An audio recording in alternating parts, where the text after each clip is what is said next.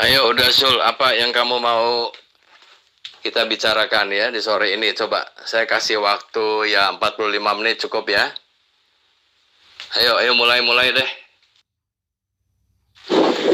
Coba kasih jawaban yang benar, bukan asumsi, bukan tipu-tipu.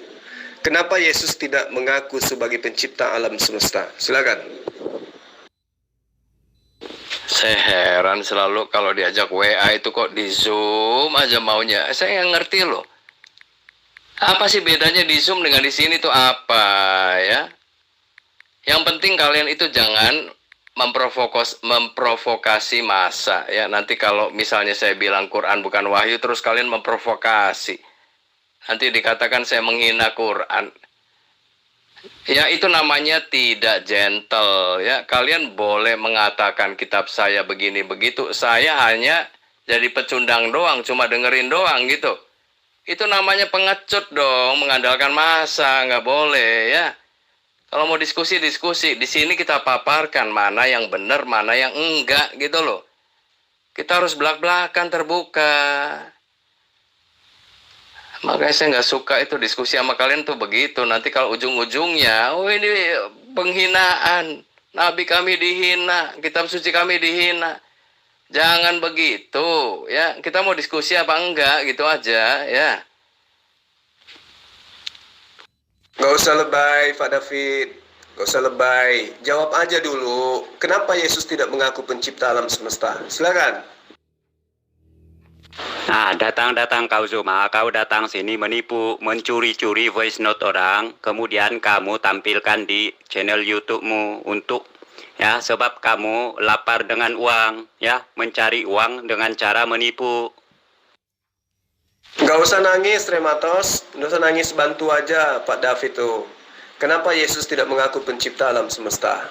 Dan ingat janjimu ya, kamu tantang saya mau debat di Zoom. Habis ini kita ke Zoom, nanti saya kirim linknya ke sini. Pertanyaanmu ini Zuma, pertanyaan seorang bodoh tidak mengerti iman Kristen tetapi keluar-keluar mau berdebat dengan Kristen, ya. Jikalau saya tanya Anda, ya, dengan buat pertanyaan begini. Mengapa Muhammad itu mengaku nabi padahal dia pembunuh perampok? Nah, coba Anda jawab. Keok. Keok. Mana David tadi? David yang nantang juga tadi. Saya ditantang juga sama si David. Kok dia kabur juga tuh? Kamu itu jangan sama bodohnya, sorry ya. Ini orangnya udah almarhum, memang si Ahmedidat ya. Ahmedidat kan yang ngajarin orang Islam kan. Kalau Yesus itu Tuhan, coba buktikan. Mana Yesus pernah mengaku, aku Tuhan, sembahlah aku. Sul, itu pernyataan orang bodoh sebenarnya ya. Kan sudah dikatakan Yesus itu menjadi manusia. Lah kalau sebagai manusia ya dia gembar-gembor, dia teriak-teriak, aku Tuhan loh, aku Tuhan. Ayo sembah aku, sembah aku. Ya dia sudah dilemparin batu oleh orang Yahudi. Itu gampang aja jawabnya ya. Nah terus dari mana taunya? Yesus itu pencipta. Ya dari muridnya. Emang Yohanes bukan muridnya? Kamu lebih percaya kepada nabi kamu yang saya bilang munculnya aja 700 tahun kemudian dan nggak tahu apa-apa sebenarnya. Kamu nggak tahu loh, mana sih ucapan Muhammad itu apa? Tadi saya udah bilang ya.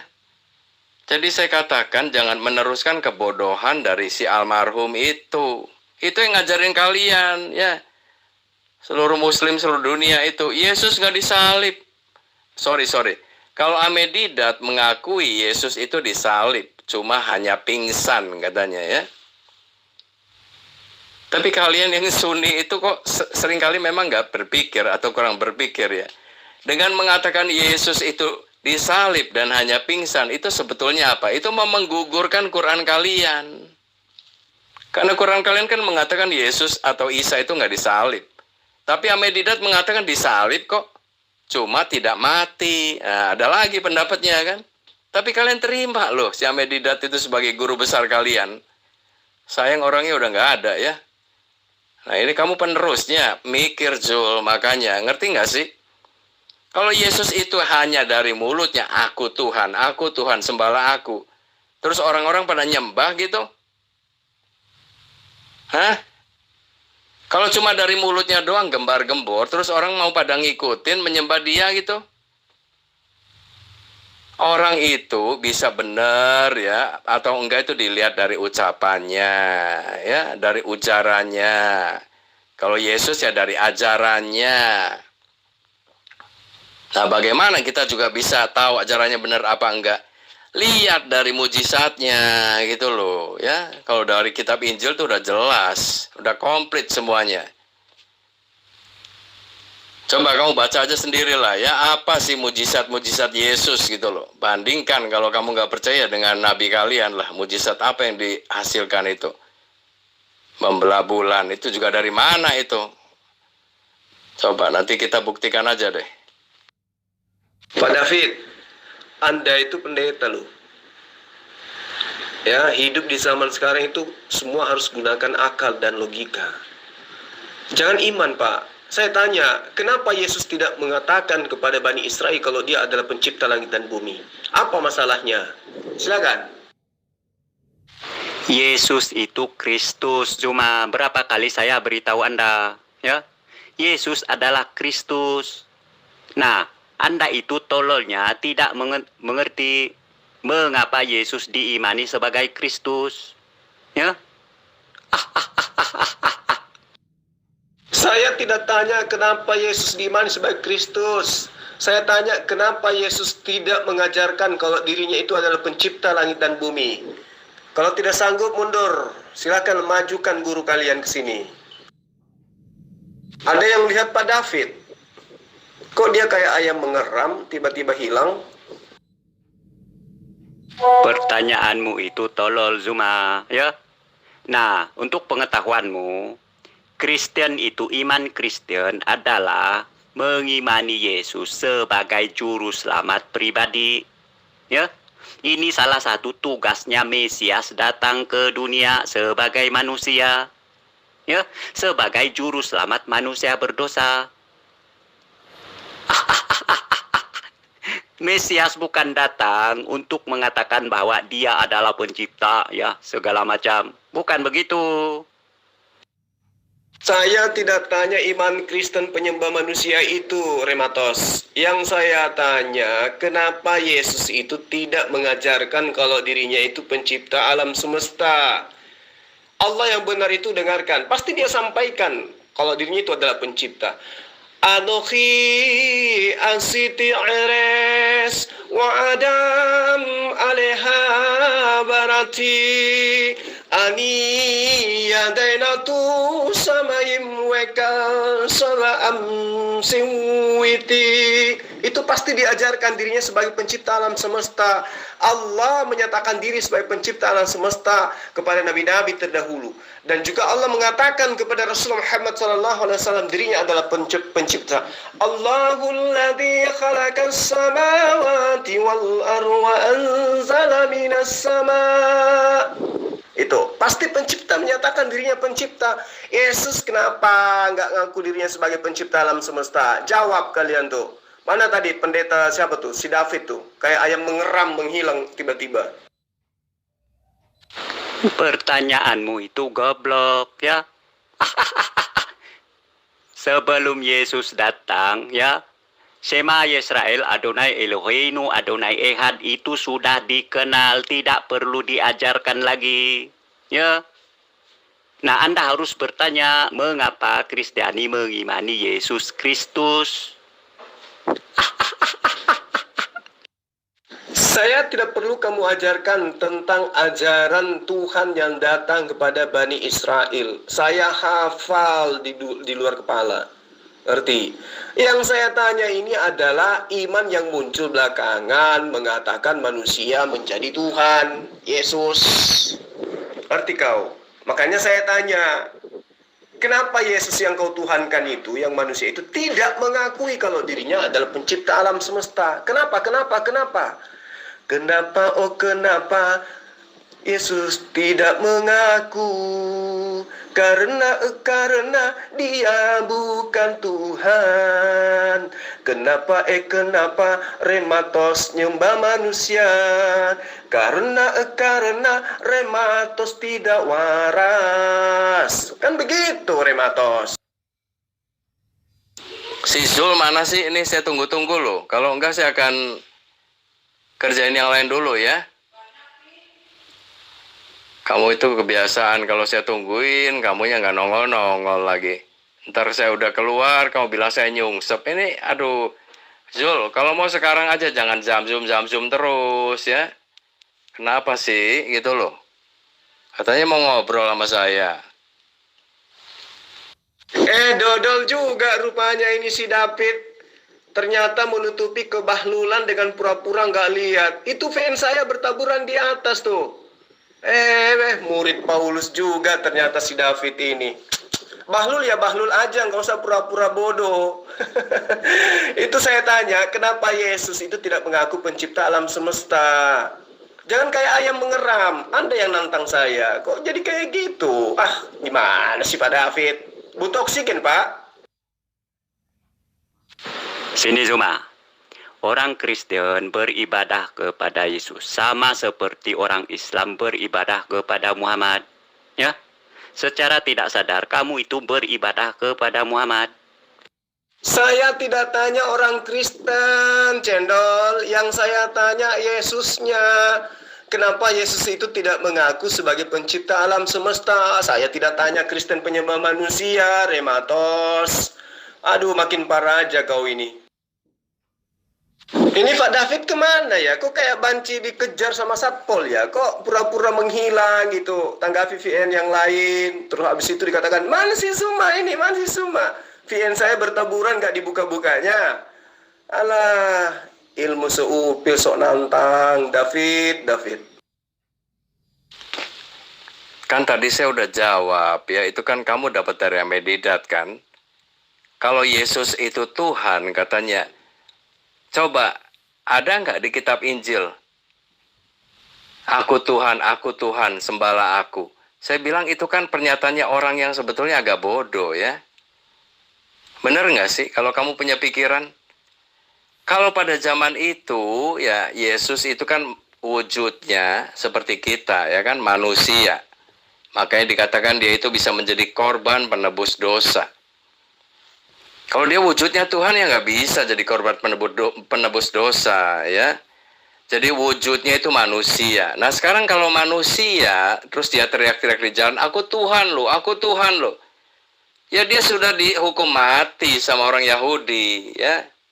Orang Yahudi itu paling anti kalau orang itu menyamakan ciptaan dengan penciptanya. Tapi kenyataannya memang Yesus pencipta. Atau al-Halik kalian menyebutnya. Dari mana? Ya dari pernyataan Yohanes. Dari pernyataan murid-muridnya. Dari apa yang diucapkannya. Dari apa lagi? Dari perbuatannya, dari mujizatnya. Dari nubuatnya, apa lagi sih? Dari kematiannya, dari kebangkitannya. Itu semua sudah sesuai semua. Itu yang menyebabkan ya saya juga percaya, oh ini Tuhan.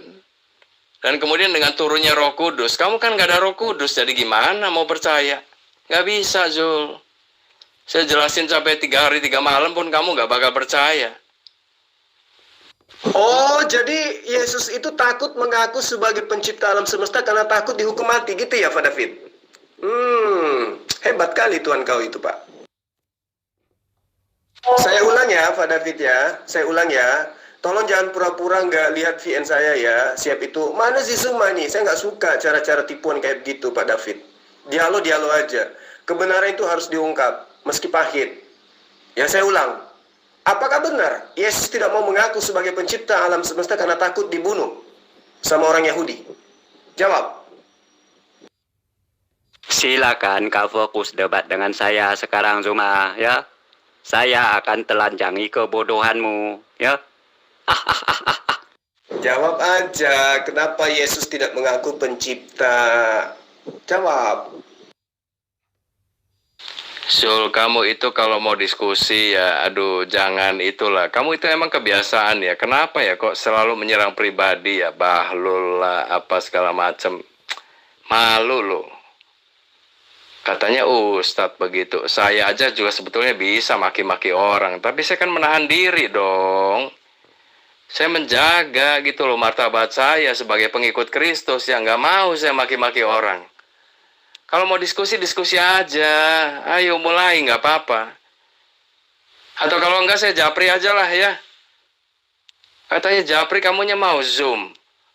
Kok ada-ada aja gitu loh. Padahal kalau japri itu buat saya itu paling enak. Jadi kita nggak terbatas dengan waktu. Kapan saja bisa menjawab. Saya nggak mau, saya menjawab itu dengan meleceh-lecehkan orang. Kalau kamu kan, aduh, di YouTube aja kan sudah dikomplain orang. Jul, kamu itu katanya selalu menyerang pribadi ya. Jangan dong, ya nggak baik lah itu ya. Kamu mau nanya apa sih? Kenapa Yesus itu tidak mengaku pencipta? Yesus itu pencipta dengan apa yang dilakukannya secara mujizat. Kamu baca dong mujizatnya. Waktu dia menciptakan, ya ini menciptakan nih. Roti dari 5 ketul roti ya dikatakan ya, dengan 7 ikan. Itu bisa mengenyangkan 5.000 orang. Itu ada tercatat dalam kitab Injil. Itu kalau nggak disebut penciptaan itu apa? Ya itu bukti gitu loh. Yesus tuh tidak dengan mengaku aku Tuhan, aku Tuhan.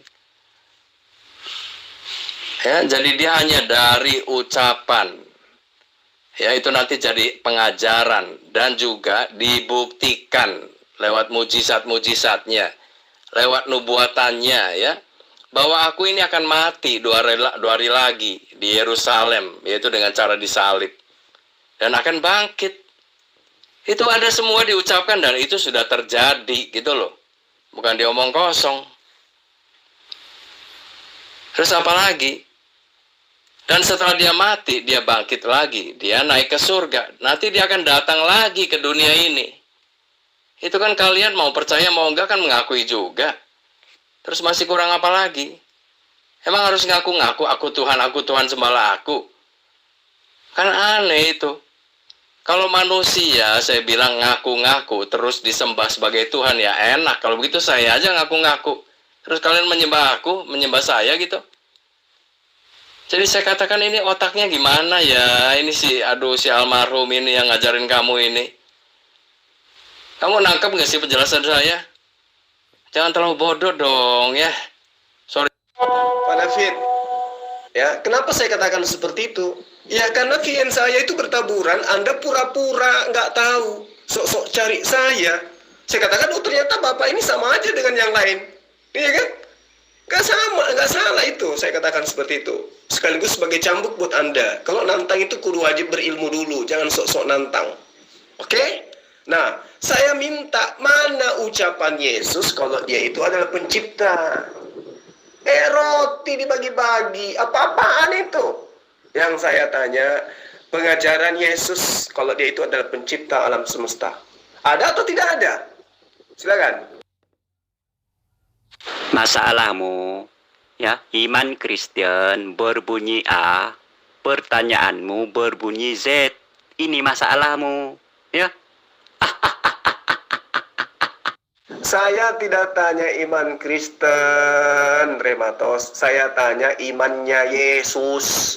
Kenapa dia tidak mengaku sebagai pencipta alam semesta?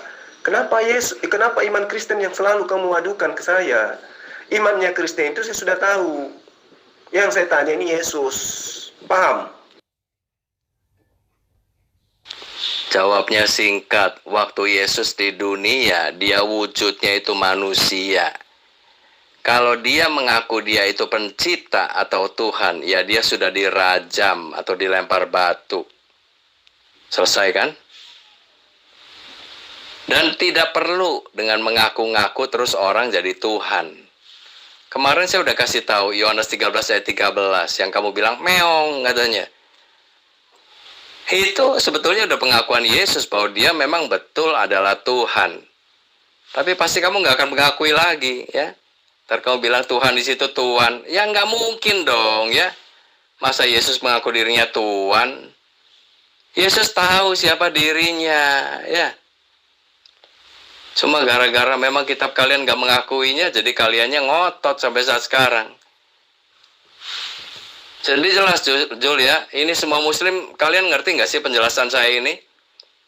Jadi kalau Yesus itu sebagai manusia, ya wujudnya manusia, dia itu mengaku-ngaku, aku Tuhan, sembahlah aku.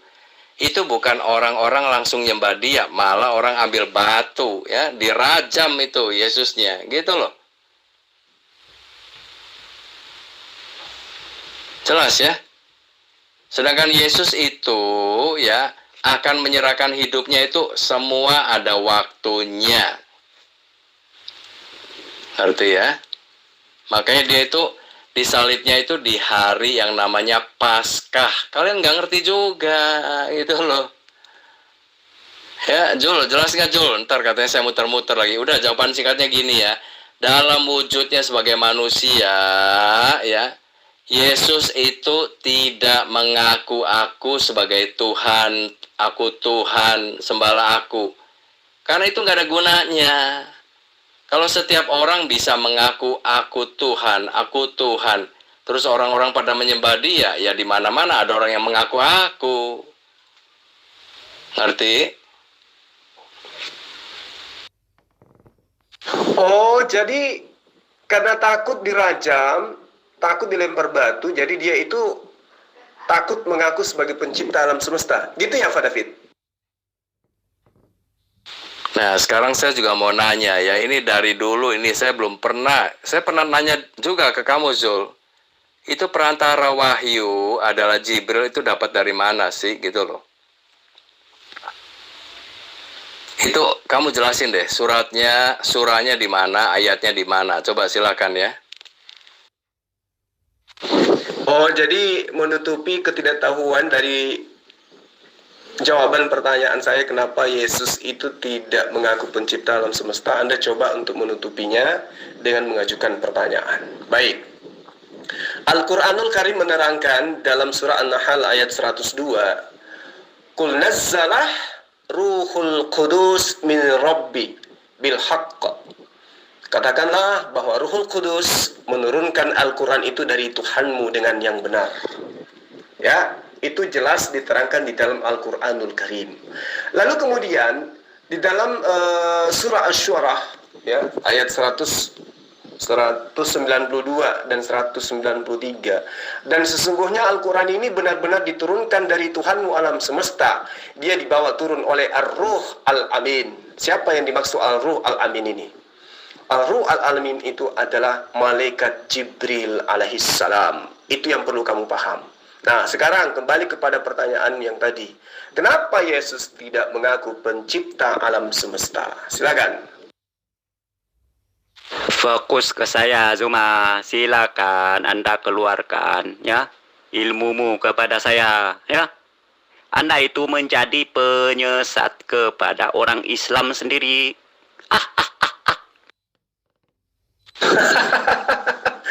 Fokus ke kamu. Macam punya ilmu aja. Itu tadi pertanyaanku kamu nggak jawab. Kenapa Yesus tidak mengaku pencipta alam semesta? Iman kami, iman Kristen. Yang tanya imanmu siapa?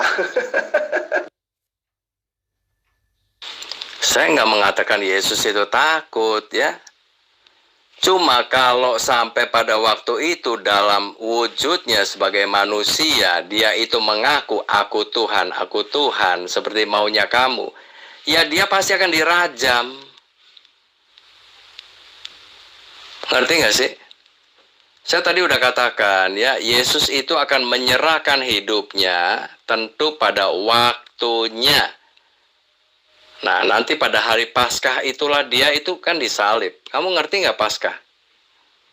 Bukan Yesus takut, bukan.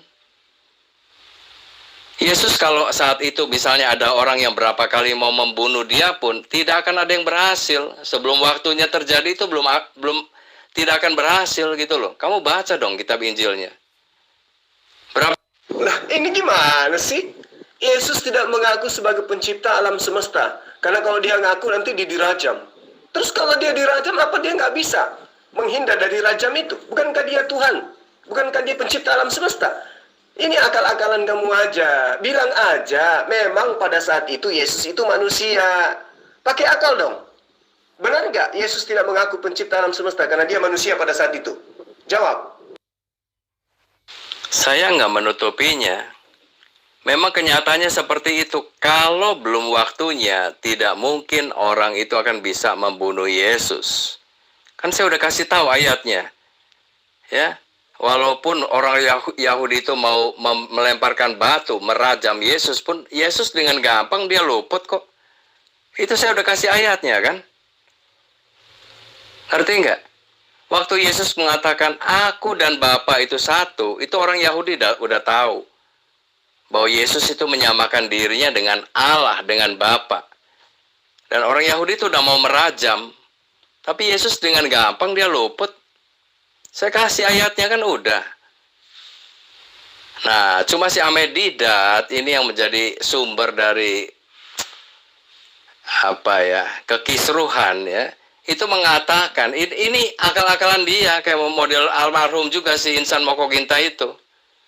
Kalau Yesus itu Tuhan, mana buktinya? Katanya di Alkitab juga nggak ada.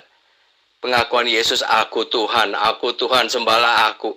Saya katakan itu kok agak bodoh ya, gitu loh. Masa kalau orang mengaku aku Tuhan, terus orang pada menyembah dia? Emang segampang itu orang Yahudi melihat manusia terus ngaku-ngaku, terus orangnya jadi Tuhan beneran gitu? Nggak gampang gitu, kalian aja udah ada kitab sucinya aja masih bisa nyangkal kok. Kamu malah lebih menuruti kitab suci yang lain. Ya, ngerti nggak sih? Kamu kalau baca kitab Injil itu jelas Yesus itu Tuhan, tapi belum tentu kalian mau percaya gitu loh. Ntar macam-macam, oh ini katanya novel lah, ini wartawan, kan aduh susah ya kalau ngeliat kalian itu. Nah, saya kan nggak boleh mengatakan bodoh gitu, tapi ya gimana dong, kok nggak nurut gitu loh.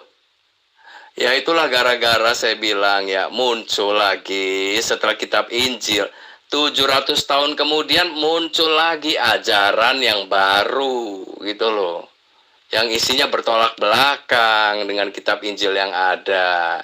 Itulah sebabnya kalian yang meyakininya jadi keras hatinya, keras kepalanya gitu. Nah, kalau itu alasannya, kan dia tidak mau dirajam, lantas kenapa dia tidak mengaku pencipta alam semesta? Kenapa Yesus tidak mengaku sebagai pencipta alam semesta? Anda katakan, karena dia tidak mau ditahu, nanti dirajam. Nah, apakah karena dia tidak tahu, dia tidak mau dia dirajam, takut dirajam, lalu lantas kemudian dia tidak mau mengaku pencipta? Kata Anda tidak.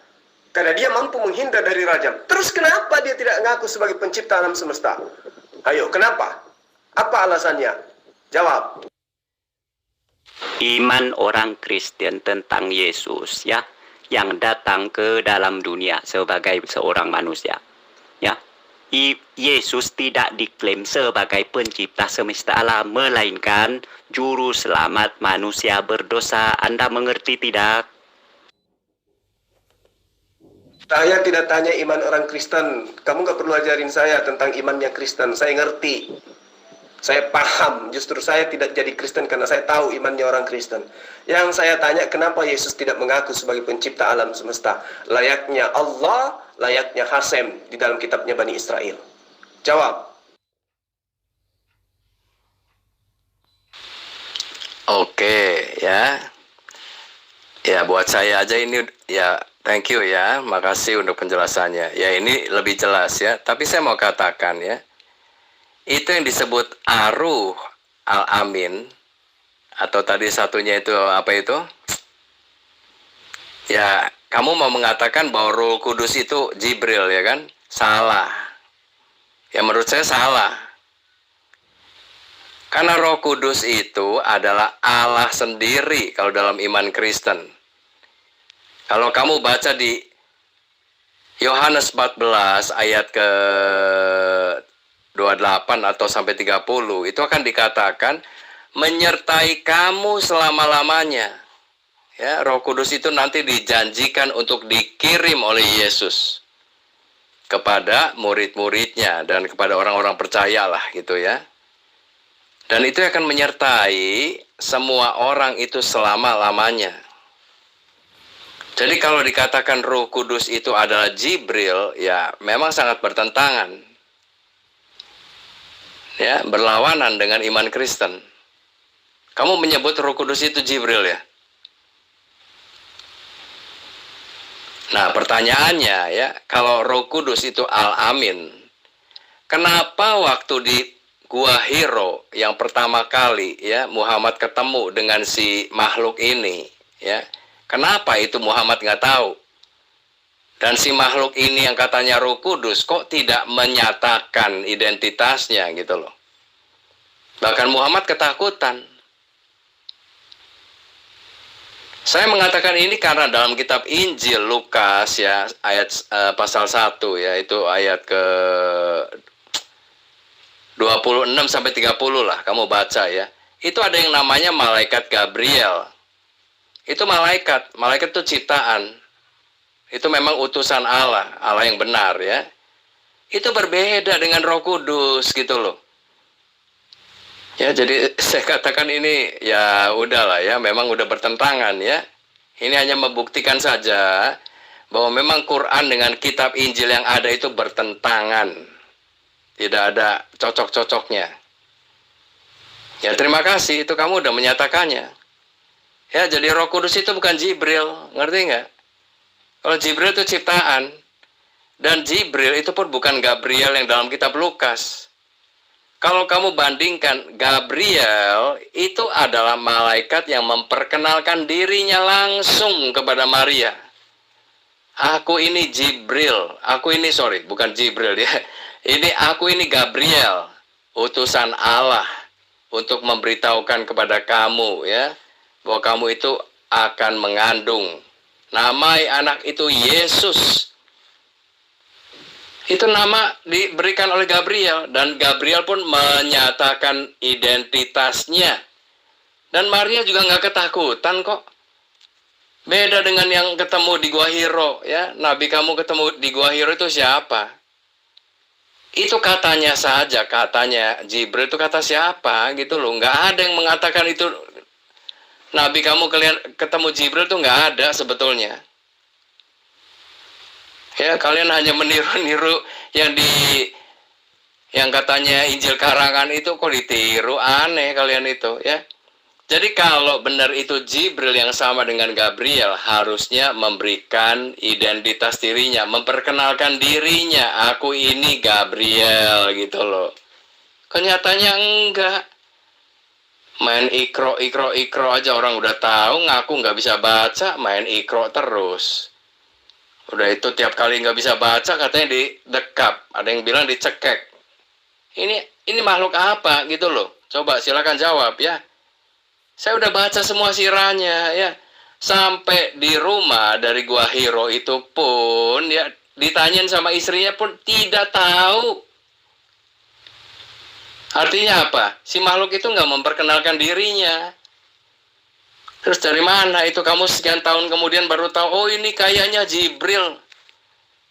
Gimana sih kamu lebih percaya yang seperti ini? Apa yang begini yang wahyu? Saya malah nggak percaya loh, sorry aja ya. Sangat tidak masuk akal buat saya. Saya jadi tidak enak nih Pak David, malu-maluin aja Pak David ini. Ya, Kristen itu ambil kata Roh Kudus itu dari mana? Rohul Kudus dari kitabnya Bani Israel, Roh HaKodes. Mereka tidak menerjemahkan itu sebagai Tuhan. Al-Quran, Rohul Kudus tidak diterjemahkan juga sebagai Tuhan. Tapi Kristen rampok kata Roh Kudus itu didefinisikan sesuai perutnya mereka. Ini saya mau tanya sama Pak David nih. Kenapa Anda mengatakan Roh Kudus itu Tuhan? Siapa yang ngajarin Anda? Coba, yes, pernah ngajarin nggak kalau Roh Kudus itu adalah Tuhan? Pakai akal sehat Pak David. Akal sehat dulu. Kalau sudah sesuai dengan akal, baru diimani Pak. Jangan diimani dulu, baru diakal-akalin. Jadi Roh Kudus itu tidak ada, itu Tuhan. Roh Kudus itu malaikat. Belajar lagi.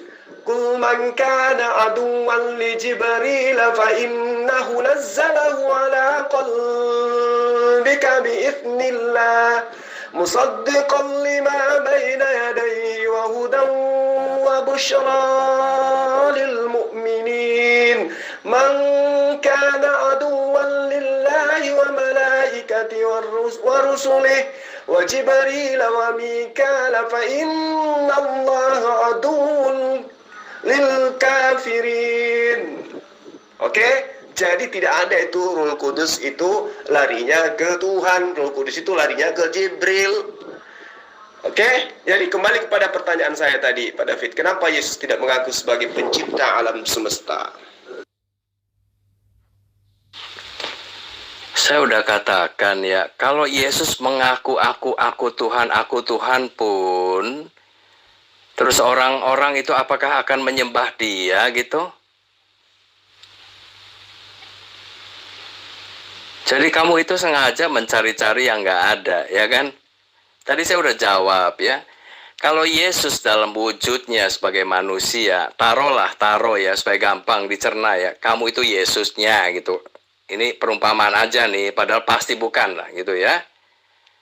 Nah sekarang kamu itu koar-koar di jalan. Aku Tuhan, sembahlah aku. Terus orang seluruh Makassar pada mau keluar rumah terus menyembah kamu gitu.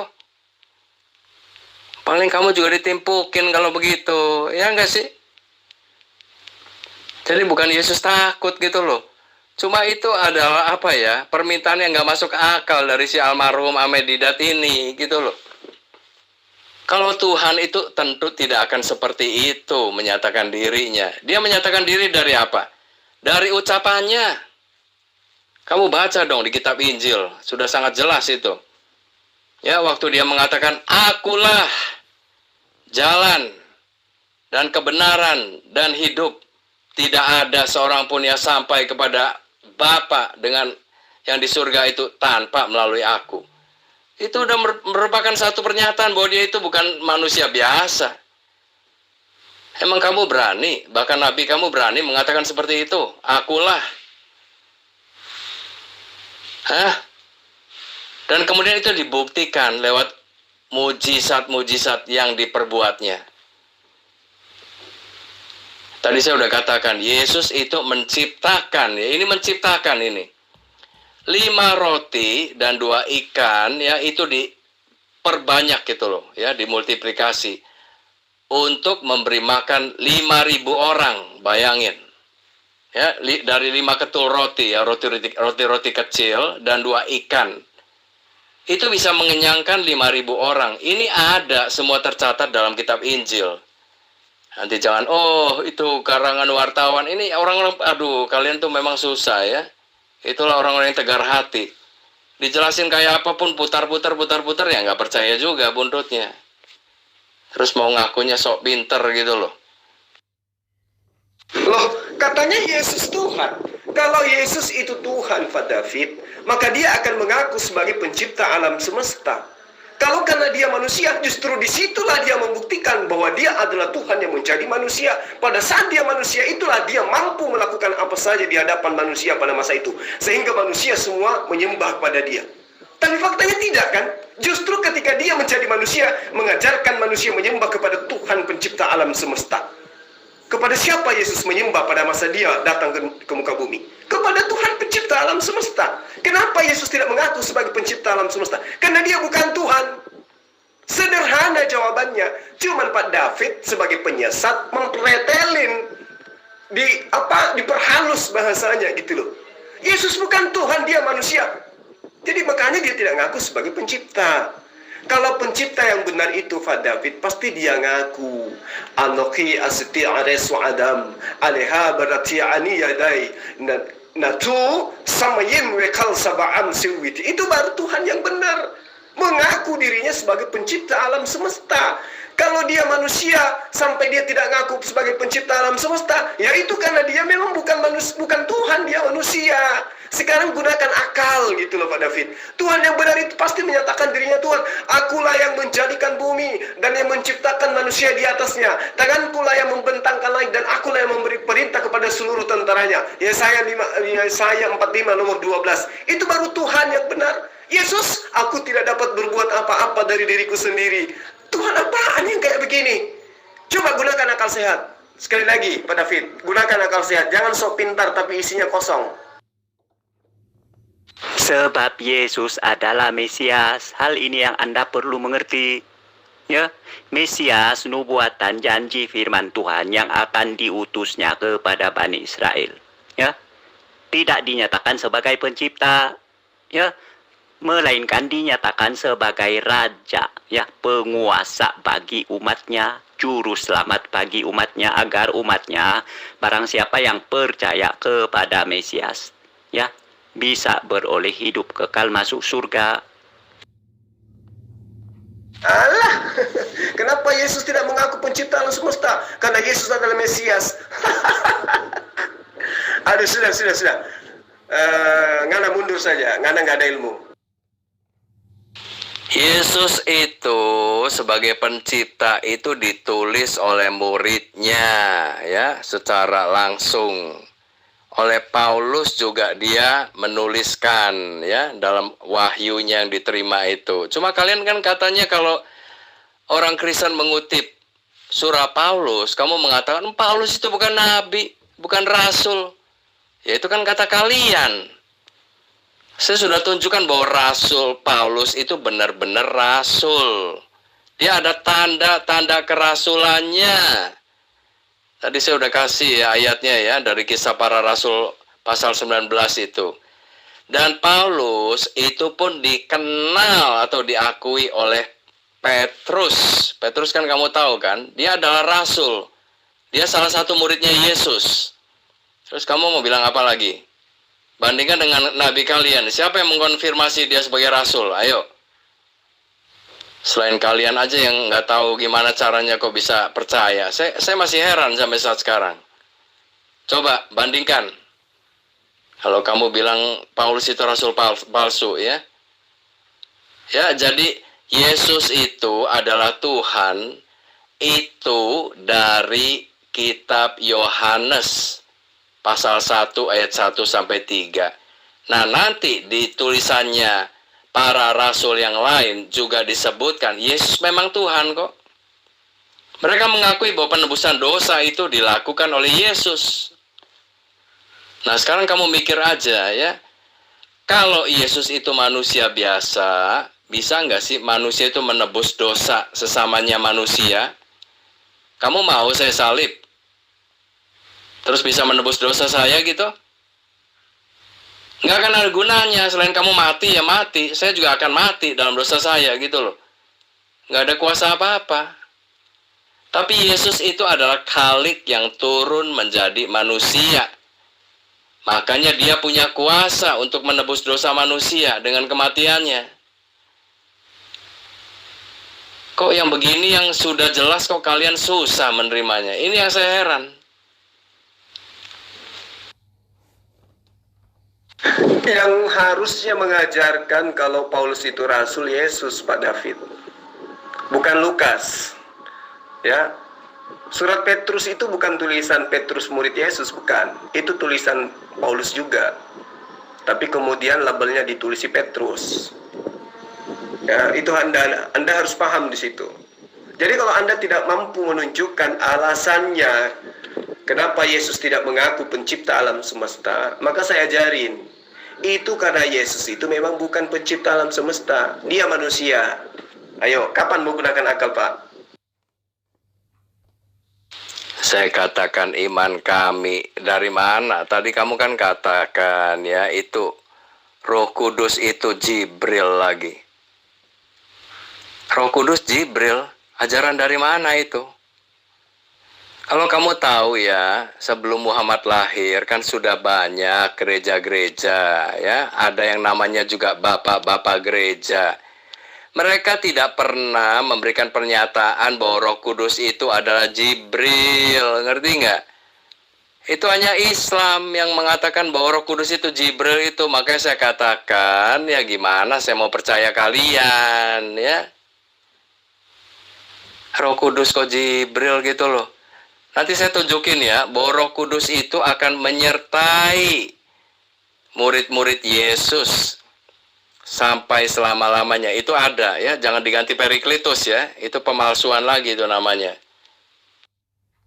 Pak David, gunakan akal sehat. Siapa bilang Roh Kudus yang ada di dalam Al-Quran itu ngutip dari gereja, Pak? Siapa bilang? Justru gereja yang mengutip kata Roh Kudus dari Al-Quran. Ya, ngutip Ruh Al-Qudus dari kitabnya Bani Israel. Nah, Kristen ini di dalam bahasa Yunaninya, Roh Kudus itu apa, Pak? Apa merujuk kepada Tuhan? Di mana itu? Di mana itu dikatakan? Kapan Yesus mengatakan bahwa Roh Kudus itu adalah Bapa itu sendiri? Kapan? Pakai akal sehat, Pak David. Jangan ngarang-ngarang dalam beragama. Ya, sekali lagi lah, mudah-mudahan jelas ya. Tetapi penghibur yang yaitu Roh Kudus yang akan diutus oleh Bapa dalam namaku, dialah yang akan mengajarkan segala sesuatu kepadamu ya. Mu ini murid-muridnya Yesus ya. Dan akan mengingatkan kamu akan semua yang telah kukatakan kepadamu. Coba Jul, beda nggak ini? Zulkifli, apakah Jibril kalian mengingatkan omongannya Yesus? Mana dalam Quran ada perkataannya Yesus? Mana ada ajaran Yesus di Quran kalian?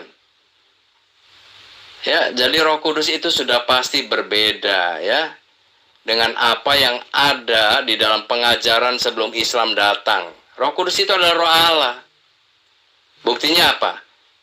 Nanti dalam Matius 28 dikatakan, pergilah ke seluruh dunia, jadikanlah semua bangsa muridku, dan baptiskanlah mereka dalam nama Bapa dan Anak dan Roh Kudus. Itulah sebabnya saya percaya bahwa Elohim atau Allah itu ada 3 pribadi, Bapa, Anak, dan Roh Kudus. Itu satu nama itu. Ya, baptiskanlah mereka dalam namanya satu gitu loh. Bapa, Anak, Roh Kudus. 3 pribadi ini hakikatnya adalah sama. Allah dan manunggal, ehad. Nah, ini iman Kristen ini ya. Kalau kalian berlainan, terserah kalian. Jadi begini, Pak David. Meskipun Anda itu adalah seorang pendeta, tapi kalau Anda mau membuang ego untuk menjadi murid saya, belajar gospel sama saya, itu boleh, Pak. Gratis tanpa perpuluhan daripada Anda memperbodoh diri Anda dan juga memperbodoh jemaat Anda.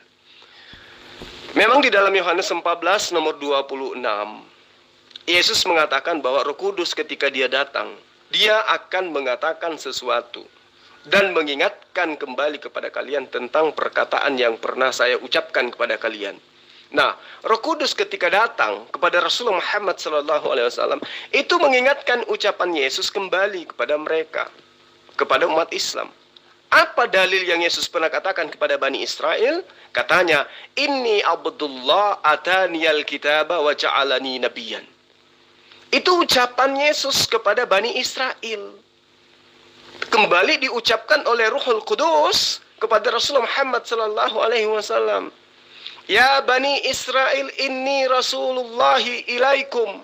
Itu ucapan Yesus yang pernah diucapkan Yesus kepada Bani Israel, diucapkan kembali kepada Rasulullah Muhammad SAW oleh Ruhul Kudus. Nah, satu poin yang harus Anda pelajari dari saya malam ini. Di dalam Yohanes 16 nomor 7 diterangkan, namun benar apa yang kukatakan kepadamu ini, bahwa adalah lebih berguna bagi kamu jika aku pergi. Sebab jika aku tidak pergi, penghibur itu tidak akan datang. Nah, itu artinya bahwa sosok yang datang ini tidak akan datang sebelum Yesus itu terangkat. Kalau yang Anda maksud itu adalah Roh Kudus, Tuhannya Kristen, adalah Roh Kudus dalam perspektif agama Kristen, Anda salah. Kenapa? Karena pada saat Yesus di atas bumi, bahkan Yesus belum ada di atas muka bumi, Roh Kudus itu Sudah ada sebelum Yesus itu ke sorga. Baca Lukas 2 nomor 25 sampai nomor 27, Pak. Bagaimana seorang nabinya Kristen bernama Simeon, ya, ketika Yesus masih bayi, Simeon ini sudah dipenuhi oleh Roh Kudus. Berarti pada saat Yesus itu sudah ada, Roh Kudus itu sudah ada. Jadi bagaimana mungkin kemudian Yesus mengatakan, Roh Kudus itu tidak akan datang kalau aku tidak pergi. Berarti Roh Kudus yang dimaksud di sini adalah malaikat Jibril yang akan datang kepada Rasulullah Muhammad sallallahu alaihi wasallam. Atau inti poinnya adalah yang dimaksud roh penghibur adalah Rasulullah Muhammad sallallahu alaihi wasallam. Kenapa? Kalau Yesus itu tidak naik, Rasulullah Muhammad sallallahu alaihi wasallam itu tidak diutus. Itu yang perlu Anda pahami.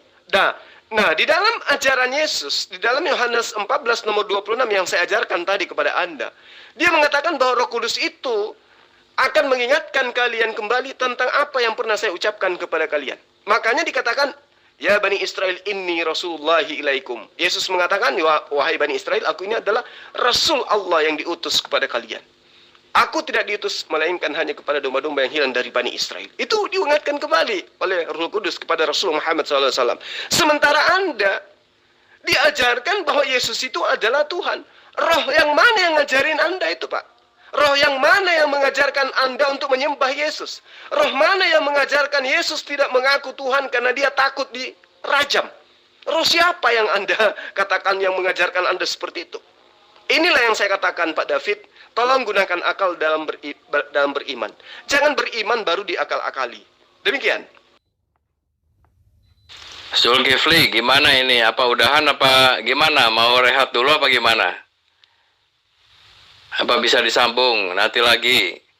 Jangan nanti saya udah sebentar mau mengerjakan yang lain, kamu bilang saya nyungsep lagi. Aduh, kamu itu coba tunjukkan akhlak yang bagus ya. Kamu nggak bagus loh ngomong-ngomong gitu. Ini muslim di grup ini kan banyak ya. Kalau mau terus ya terus, kalau enggak ya sudah, saya mau ngerjain yang lain gitu loh. Buktinya memang Bapak nyunsep.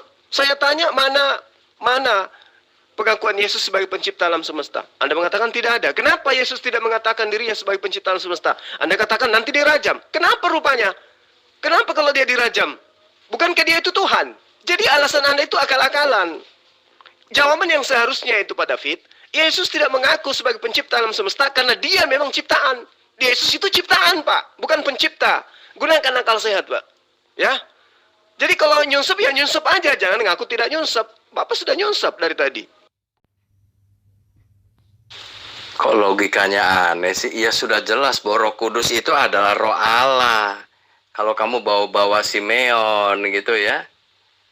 Kalau Roh Kudusnya Jibril ya nggak mungkin dia bisa memenuhi orang gitu loh. Aduh, kalian tuh gimana sih? Kalau Jibril ya, Gabriel itu adalah ciptaan. Dia nggak bisa memenuhi kehidupan orang itu dengan cara apa? Kalau dia menyampaikan berita memang bisa gitu loh. Kalau dia katanya berdiam di dalam dada seseorang segala macam, memenuhi kehidupan orang, itu nggak bisa. Itu hanya Roh Allah sendiri. Kamu gimana sih Islam ini ya? Aduh, makanya sedih ngelihat kalian itu. Ngerti nggak sih kalau Roh Allah terang saja dia bisa berdiam kepada ruh orang tertentu ya. Kalau kalian mau menerimanya, kalau enggak ya tidak akan gitu loh. Termasuk kalian semua. Itu Roh Allah. Tapi kalau Roh Kudus diartikan Jibril, ya kamu jangan bawa-bawa Simeon, itu malah lebih lucu gitu loh. Ngerti nggak sih? Kalau ciptaan itu ya nggak mungkin bisa memenuhi roh orang di sana, di sini, sana, sini. Dia sendiri ciptaan kok. Jadi memang sudah salah kaprah kalian itu. Apalagi kalau kamu bayangkan ya, kalau Roh Kudus itu katanya ya, adalah Jibril, itu emang Muhammad itu 22 tahun itu si Jibril itu bolak-balik ya. Ya antara surga bumi gitu ya. Aduh, gimana sih? Saya katakan memang kita sangat berbeda ya. Dan kalian memang kalau menurut saya sih nggak ada yang masuk sih ya. Logiknya itu nggak ada gitu loh. Saya ingat kamu pernah debat sama si siapa ya? Edis ya. Katanya perjalanan bumi ke surga oleh si siapa? Jibril itu 50.000 tahun. Kalau bolak-balik 22 tahun ya apalagi itu. Berapa puluh jutaan tahun kali. Ya, sorry ya saya bawa-bawa itu ya. Karena memang tidak mungkin gitu kalau Roh Kudus yang menjadi perantara wahyu terus gitu loh. Dan kalau kamu lihat di isi Quran kalian, ya itu kalau menurut saya sih itu bukan wahyu loh. Ya minta maaf ya, kalau kalian anggapnya wahyu. Kita kan lagi debat ya. Aneh isinya gitu loh. Pertama bertentangan dengan Taurat. Apalagi dengan Injil bertentangan. Kamu mau bilang apa? Jibril mengingatkan akan ucapannya Yesus. Yang mana sih? Gitu loh. Saya nggak ngerti itu. Coba silakan dijelasin lagi pakai bahasa Indonesia aja deh. Begini Pak David, supaya Anda itu tidak nipu diri Anda sendiri. Saya minta ketegasan dari Anda. Dari mana sih Anda itu dapat kata Roh Kudus? Coba, dari mana Anda dapat kata Roh Kudus? Dan di mana dikatakan oleh Yesus Roh Kudus itu adalah Tuhan itu sendiri? Yesus Anda katakan Tuhan itu sendiri, Roh Kudus juga Anda katakan Tuhan itu sendiri. Di mana ada pengajaran di ajaran Bani Israel bahwa Roh HaKodes itu adalah Tuhan itu sendiri? Silakan. Ya menurut saya sih kalian udah salah kaprah ya. Kamu pikir bahwa Roh Kudus itu siapa sih? Aduh saya ampun lihat kalian ya. Kamu pikir Roh Kudus itu Ahmad gitu ya? Ahmad itu kan hanya untuk bangsa Arab ya kan? Kan bukankah di kitab kalian sendiri ada terbilang setiap kaum itu ada nabi dan rasulnya dan berbicara dalam bahasa kaumnya. Ya kalau Muhammad berbahasa Arab atau bahasa sukunya Quraisy, ya itu wajar aja. Gitu loh. Terus hubungannya apa? Hah? Roh Kudus tahu-tahu bisa dihubungkan dengan Ahmad itu apa sih? Kenapa Roh Kudus itu bisa tahu-tahu menubuatkan Ahmad yang hanya untuk Arab? Itu saya juga nggak ngerti, banyak ketidakmengertian saya gitu loh. Jadi kalian jangan asal nyambung sana, nyambung sini yang sebenarnya nggak nyambung. Hah? Kalau aku nggak pergi, itu maksudnya Roh Kudus tidak akan turun. Ya, jadi Yesus itu kan waktu ada bersama dengan murid-muridnya, ya Yesus itulah gitu loh. Sumber dari wahyunya, pengajaran buat murid-muridnya. Ya, namanya Yesusnya juga ada bersama-sama dengan mereka. Nah, nanti waktu Yesus itu mati dan bangkit dan naik ke surga, baru Roh Kudus turun. Itu ada dalam Kisah Para Rasul ayat ke-1 dan pasal kedua, kamu baca aja. Dan semenjak itulah murid-muridnya itu memiliki keberanian setelah pencurahan Roh Kudus di hari Pentakosta. Ya gimana caranya kalau pencurahan Roh Kudusnya diartikan pencurahan Jibril? Aduh, kalian itu jauh kemana-mana kalau ngomong itu. Saya katakan gini ya, memang Islam itu beda lah. Kamu memiliki iman yang beda. Tapi jangan disambung-sambungkan dengan kitab sucinya orang Kristen. Itu namanya yang kalian itu mencoba apa ya? Kalau saya bilang mencontek ya kagak enak ya. Nggak ada hubungannya Zul. Kamu tanya seluruh orang Kristen di jagat ini ya. Tidak ada yang mengatakan Roh Kudus itu adalah Jibril itu, selain kalian Islam.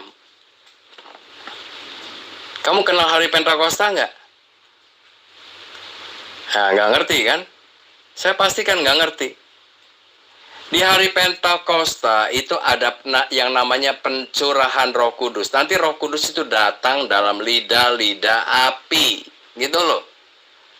Dan rasul-rasul yang sedang berkumpul, murid-murid yang lain juga, itu kepenuhan Roh Kudus dan mereka mulai berbicara dalam bahasa-bahasa baru. Emangnya Jibril bisa begitu? Dan ada yang mengatakan ya, itu baru tafsir kamu ya, Roh Kudus itu Jibril. Ada yang lebih parah lagi, Roh Kudus itu Ahmad. Waduh, kalian itu benar-benar kalau saya bilang.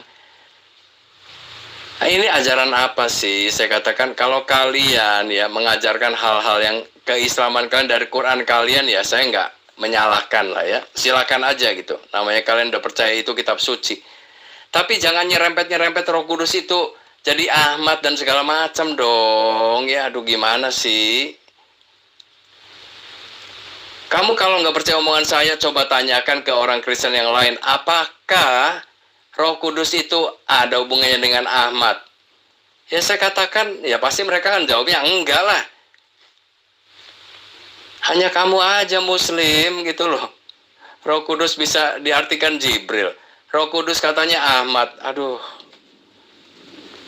Ya. Mudah-mudahan kamu jelas gitu loh. Kita memang berbeda, itu aja. Nggak usah nangis, Pak David, nggak usah nangis.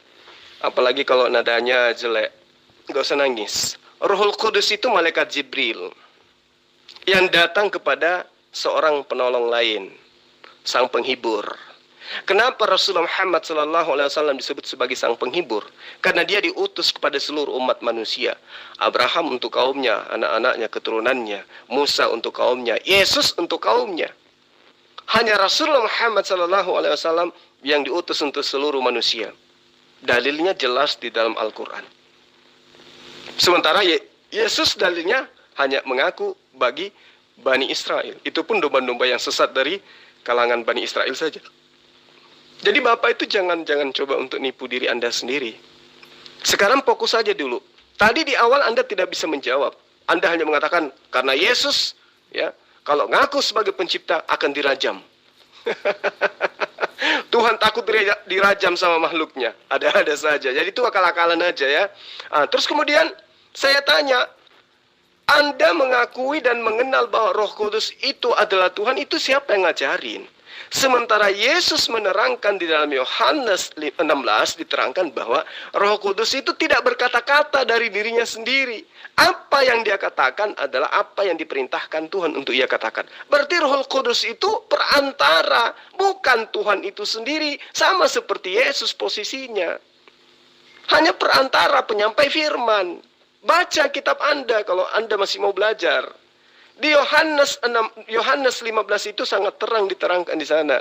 Yohanes 15 menerangkan kepada Bapak, seandainya Pak David ini mau belajar, ya, di situ sangat jelas diterangkan bahwa Roh Kudus itu datang tidak mengatakan sesuai dengan nafsunya, tetapi berkata sesuai dengan apa yang diperintahkan oleh Tuhannya untuk ia katakan.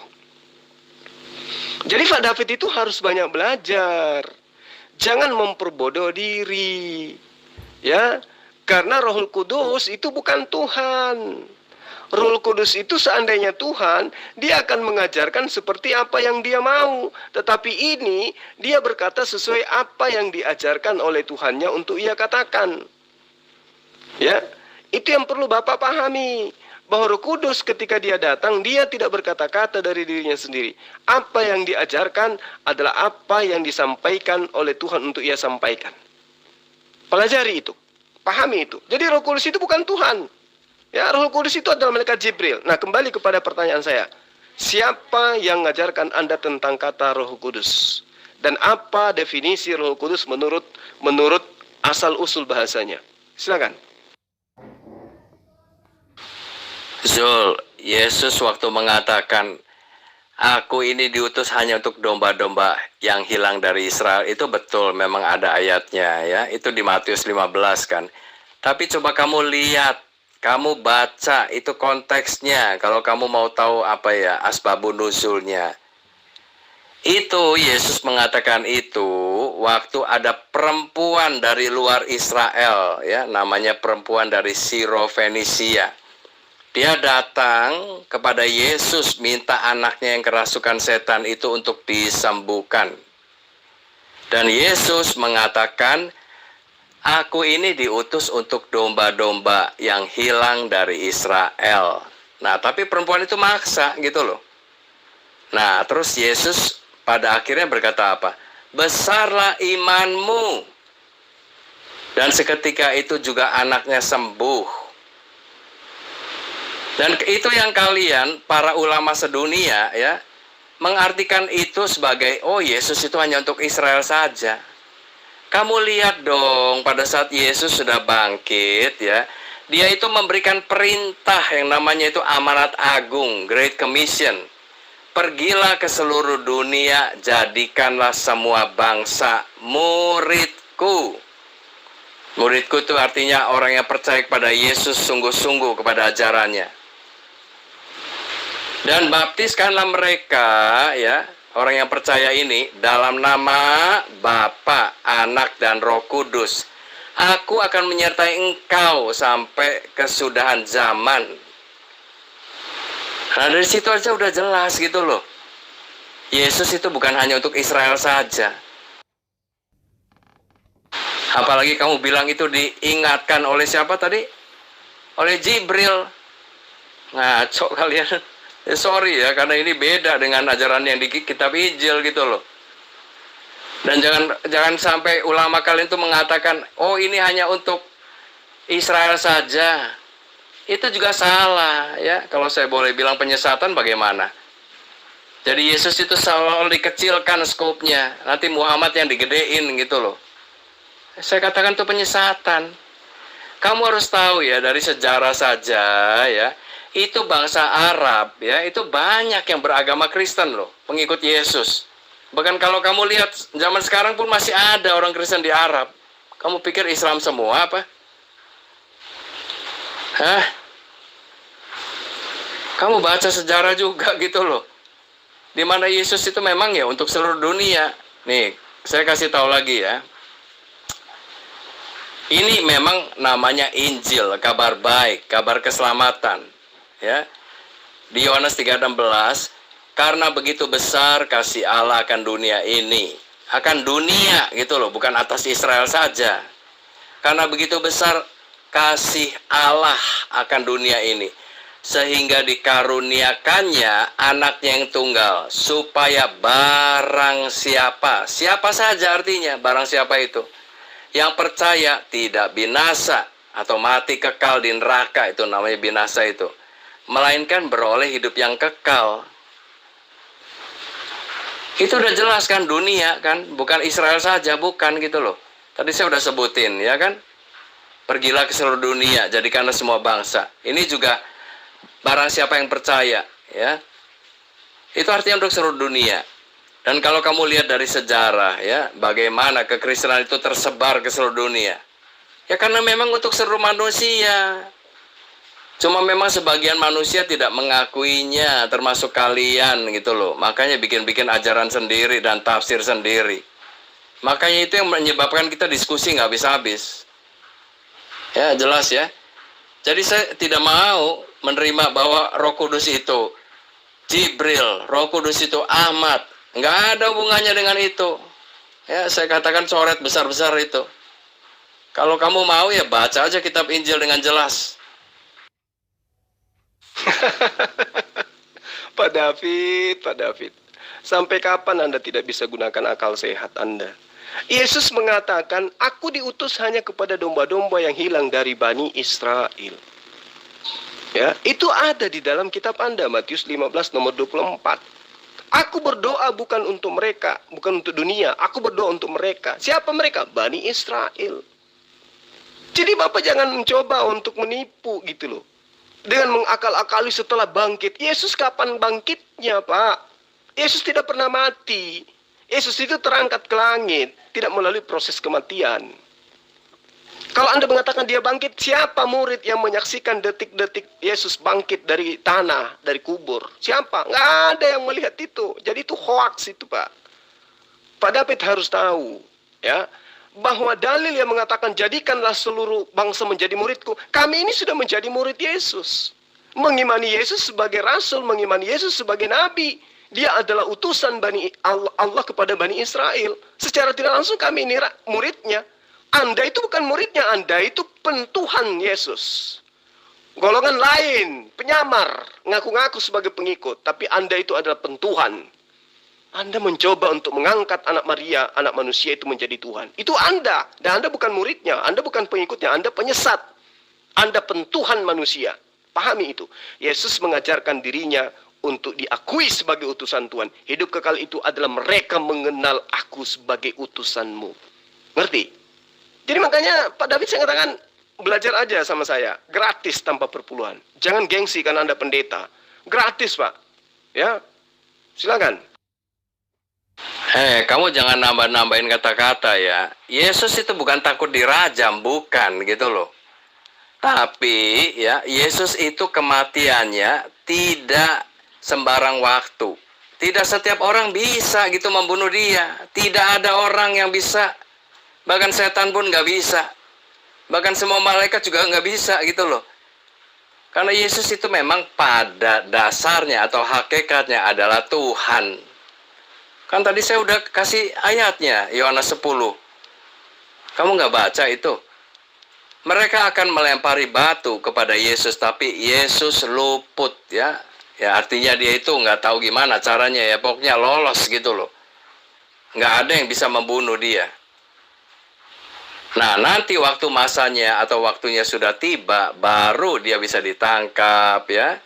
Dia bisa dipukul, dihina, diejek-ejek, bahkan mati di kayu salib.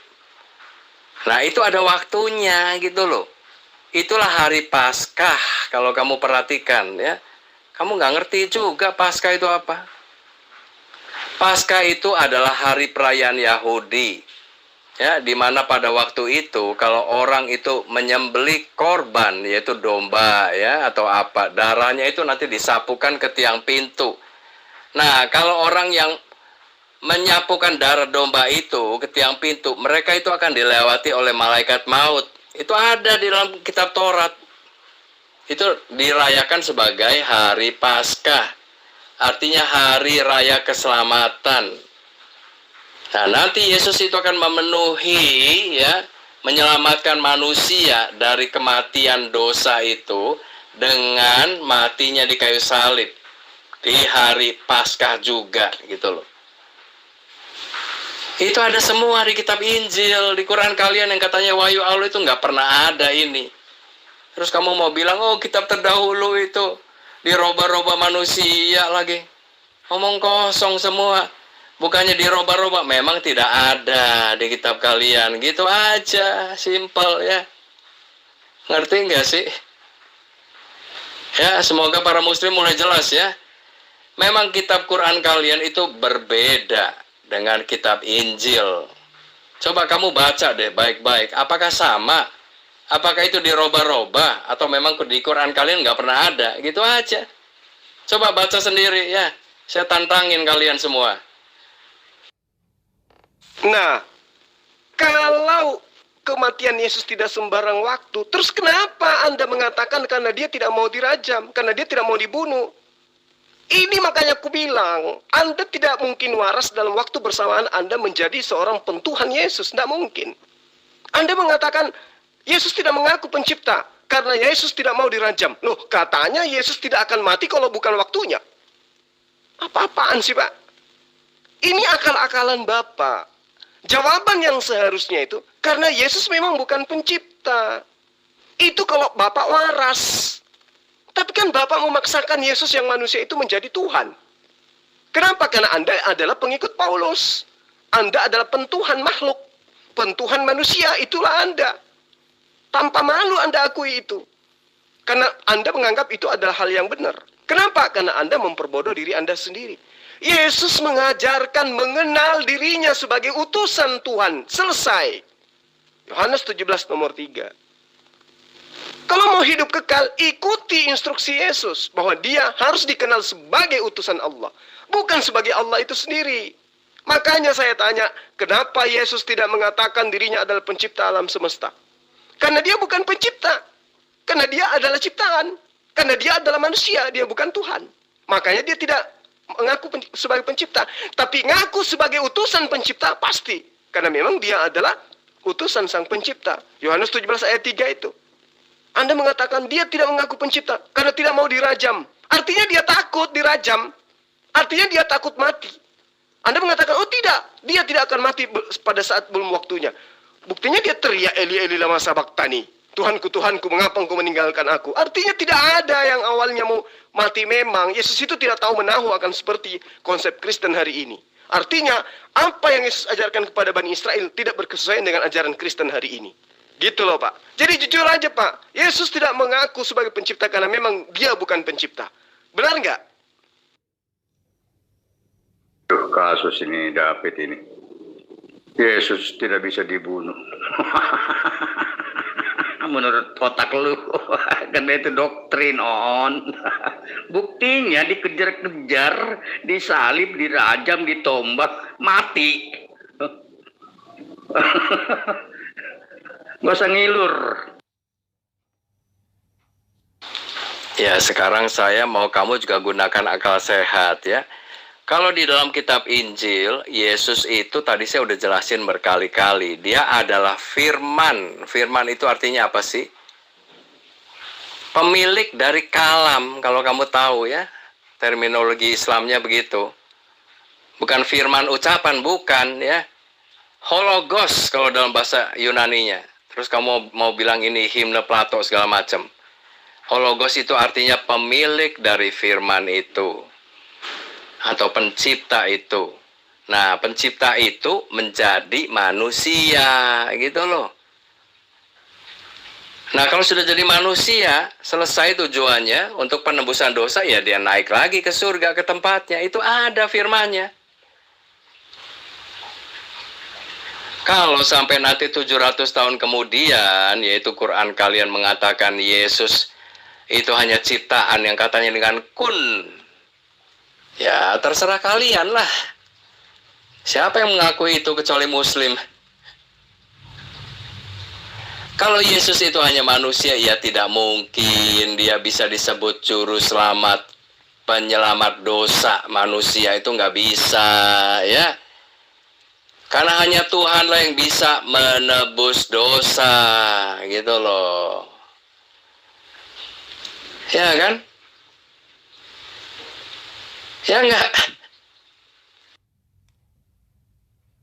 Coba, Yesus itulah yang harus menjadi sumber, Pak. Karena dialah jalan keselamatan dan hidup. Dia adalah nabi, bukan yang lain. Tunjukkan kepada saya mana pernyataan Yesus bahwa dia adalah firman. Silakan. Kalau Yesus itu adalah sang firman menjadi manusia, Tuhan menjadi manusia, mana pernyataan Yesus, Pak? Tunjukkan dong. Jangan akal-akalan, Pak David.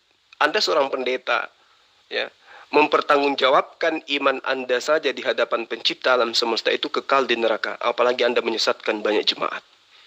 Saya ingatkan kepada Bapak, Yesus tidak pernah mengajarkan seperti konsep yang Anda ajarkan malam ini.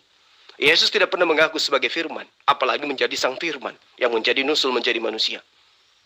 Yesus justru mengaku menerima firman, lalu firmannya disampaikan kepada Bani Israel. Segala firman yang engkau berikan kepadaku telah aku sampaikan kepada mereka. Dan mereka percaya bahwa engkaulah yang telah mengutus aku. Berarti Yesus ini adalah utusan yang ditugaskan menerima firman dan ditugaskan menyampaikan firman Allah kepada Bani Israel. Segala firman yang engkau berikan kepadaku telah aku sampaikan kepada mereka. Aku tidak berkata-kata dari diriku sendiri, melainkan apa yang diperintahkan oleh Bapakku untuk aku katakan dan aku sampaikan. Hari ini Yesus menjadi Tuhan karena Anda. Padahal dia hanya seorang penyampai firman. Dia yang menerima firman, menyampaikan firman kepada Bani Israel. Yang melantiknya menjadi Tuhan belakangan adalah kalian, Kristen. Paham sampai di situ, Pak David? Nyungsep ya, nyungsep aja. Nyungsep apanya sih? Saya nggak ngerti nih kalau orang diskusi kok nyungsep. Saya sedang menjelaskan dari kitab Injil yang saya yakini, yang ada sekarang gitu loh. Memang di Quran nggak ada ini. Terus hubungannya apa dengan nyungsep? Bahkan Yesus itu akan datang lagi di hari kiamat ya. Dia akan disertai dengan para malaikatnya. Kalau dia manusia kan nggak mungkin dong dia disertai oleh para malaikatnya.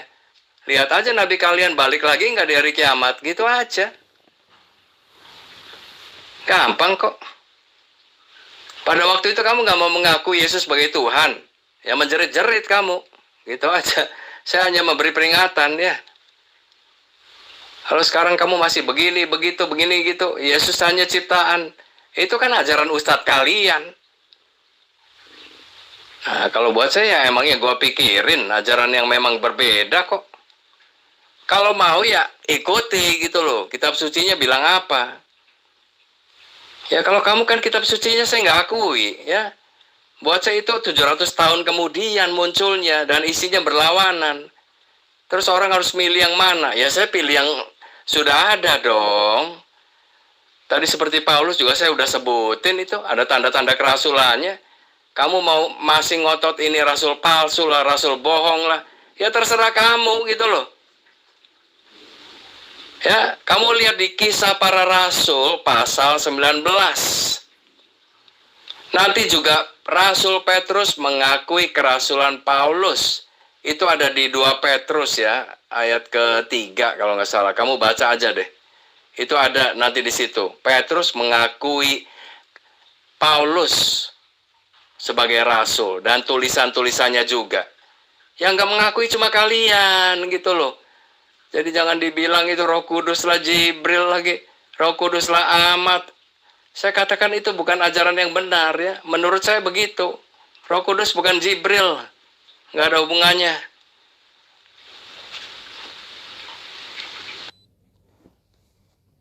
Nenek Mukiper, Pak David. Kok saya menjerit karena tidak mengakui Yesus sebagai Tuhan? Justru yang diusir itu yang mengaku Yesus itu Tuhan. Dalil di kitabmu ada. Yang diusir siapa? Yang ngaku Yesus Tuhan. Gimana sih Pak David ini? Saya katakan Anda nyunsep karena Anda tidak mengajarkan apa yang Yesus ajarkan. Anda nyunsep karena Anda menjawab tidak sesuai dengan pertanyaan. Kenapa Yesus tidak mengaku pencipta? Anda katakan dia tidak mau dirajam. Artinya dia takut mati kan? Lantas kemudian Anda lakukan pembelaan terhadap pernyataan Anda. Oh tidak, Yesus itu sudah ditentukan kematiannya. Nah kalau sudah ditentukan, kenapa dia harus takut dirajam? Kenapa dia tidak mau dirajam? Kalau dia ngaku sebagai pencipta. Kalau dia pencipta, harusnya sebagai pencipta dia ngaku sebagai pencipta. Layaknya Tuhan yang benar. Tuhan yang benar itu ngaku pencipta, Pak David. Tidak ada itu Tuhan yang benar itu tidak ngaku pencipta. Tuhan mengaku pencipta kepada Abraham. Tuhan mengaku pencipta kepada Musa, kepada Salomo, kepada Ishak, kepada Yakub, kepada Daud, kepada Yesus. Tuhan itu ngaku sebagai pencipta. Tuhan abal-abal yang dipaksakan menjadi Tuhan tidak mungkin ngaku Tuhan. Itu yang harusnya Pak David pahami gitu loh. Ya, belajar lagi Pak David. Jadi murid saya aja. Karena saya lihat Anda itu ada potensi untuk bisa menjadi seorang yang baik. Daripada Anda menjadi penyesat seperti ini. Apanya sih yang nyungsep? Apanya yang goyang-goyang inul, kamu bawa lagi. Aduh, nanti di surga Jul, ya kamu ketemu itu 72 bidadari yang dijanjikan itu, ya. Saya nggak goyang-goyang inul, enggak. Saya lagi duduk-duduk aja, ya. Dengar kamu komennya apa, saya jawab kok. Jadi gini ya Jul ya, kita dalam diskusi ya, itu tidak usah lah kita itu menyerang-nyerang pribadi, ya, nyungsep lah segala itu. Kalau muslim yang benar pun bisa menilai gitu loh ya. Yang berakhlak yang perlu diikuti itu yang mana sih gitu loh. Hati-hati loh. Kamu pikir orang nggak menilai apa? Saya malah minta setiap saat kamu boleh debat sama saya. Tapi kamu baca dulu kitab sucinya. Kitab Injilnya orang Kristen, walaupun kamu nggak mengakuinya. Kalau mau debat, kamu mesti ngerti isinya. Ya, seperti tadi ya, Roh Kudus ya, itu adalah, kamu katakan Jibril. Di ayat, saya agak lupa ayatnya, nanti saya kasih tahu kamu deh ya. Bahwa Roh Kudus itu akan menyertai kamu, kata Yesus ya, selama-lamanya. Ngerti nggak sih? Kalau Jibril kan nggak bisa menyertai kamu selama-lamanya itu. Ngerti nggak? Roh Kudus itu adalah Allah sendiri yang bisa menyertai manusia selama-lamanya. Makanya kalau dibaptis juga harus di dalam nama Bapa, Anak, dan Roh Kudus. Kalau Roh Kudusnya Jibril, ya berarti Bapa Allah, Anak Allah. Lah, kok ada ciptaan si Jibril? Itu namanya syirik dong. Ya, kalau Allah disejajarkan dengan ciptaan, itu namanya syirik. Hati-hati kalian ya. Ngerti nggak? Makanya dalam iman Kristen nggak begitu. Bapa, Anak, dan Roh Kudus. Nah, ini adalah Allah hakikatnya. Inilah Allah. Kenapa disebutnya Elohim? Ya karena 3 pribadi. Kalau kalian nggak mengaku ya bukan urusan saya gitu loh. Kenapa ada imnya, ya kan?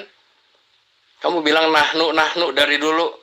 Kenapa ada kaminya? Ya karena katanya Allah itu sopan lah segala macam. Omong kosong itu. Inilah yang saya mau jelaskan sekalian ya. Kenapa Bapa, Anak, dan Roh Kudus.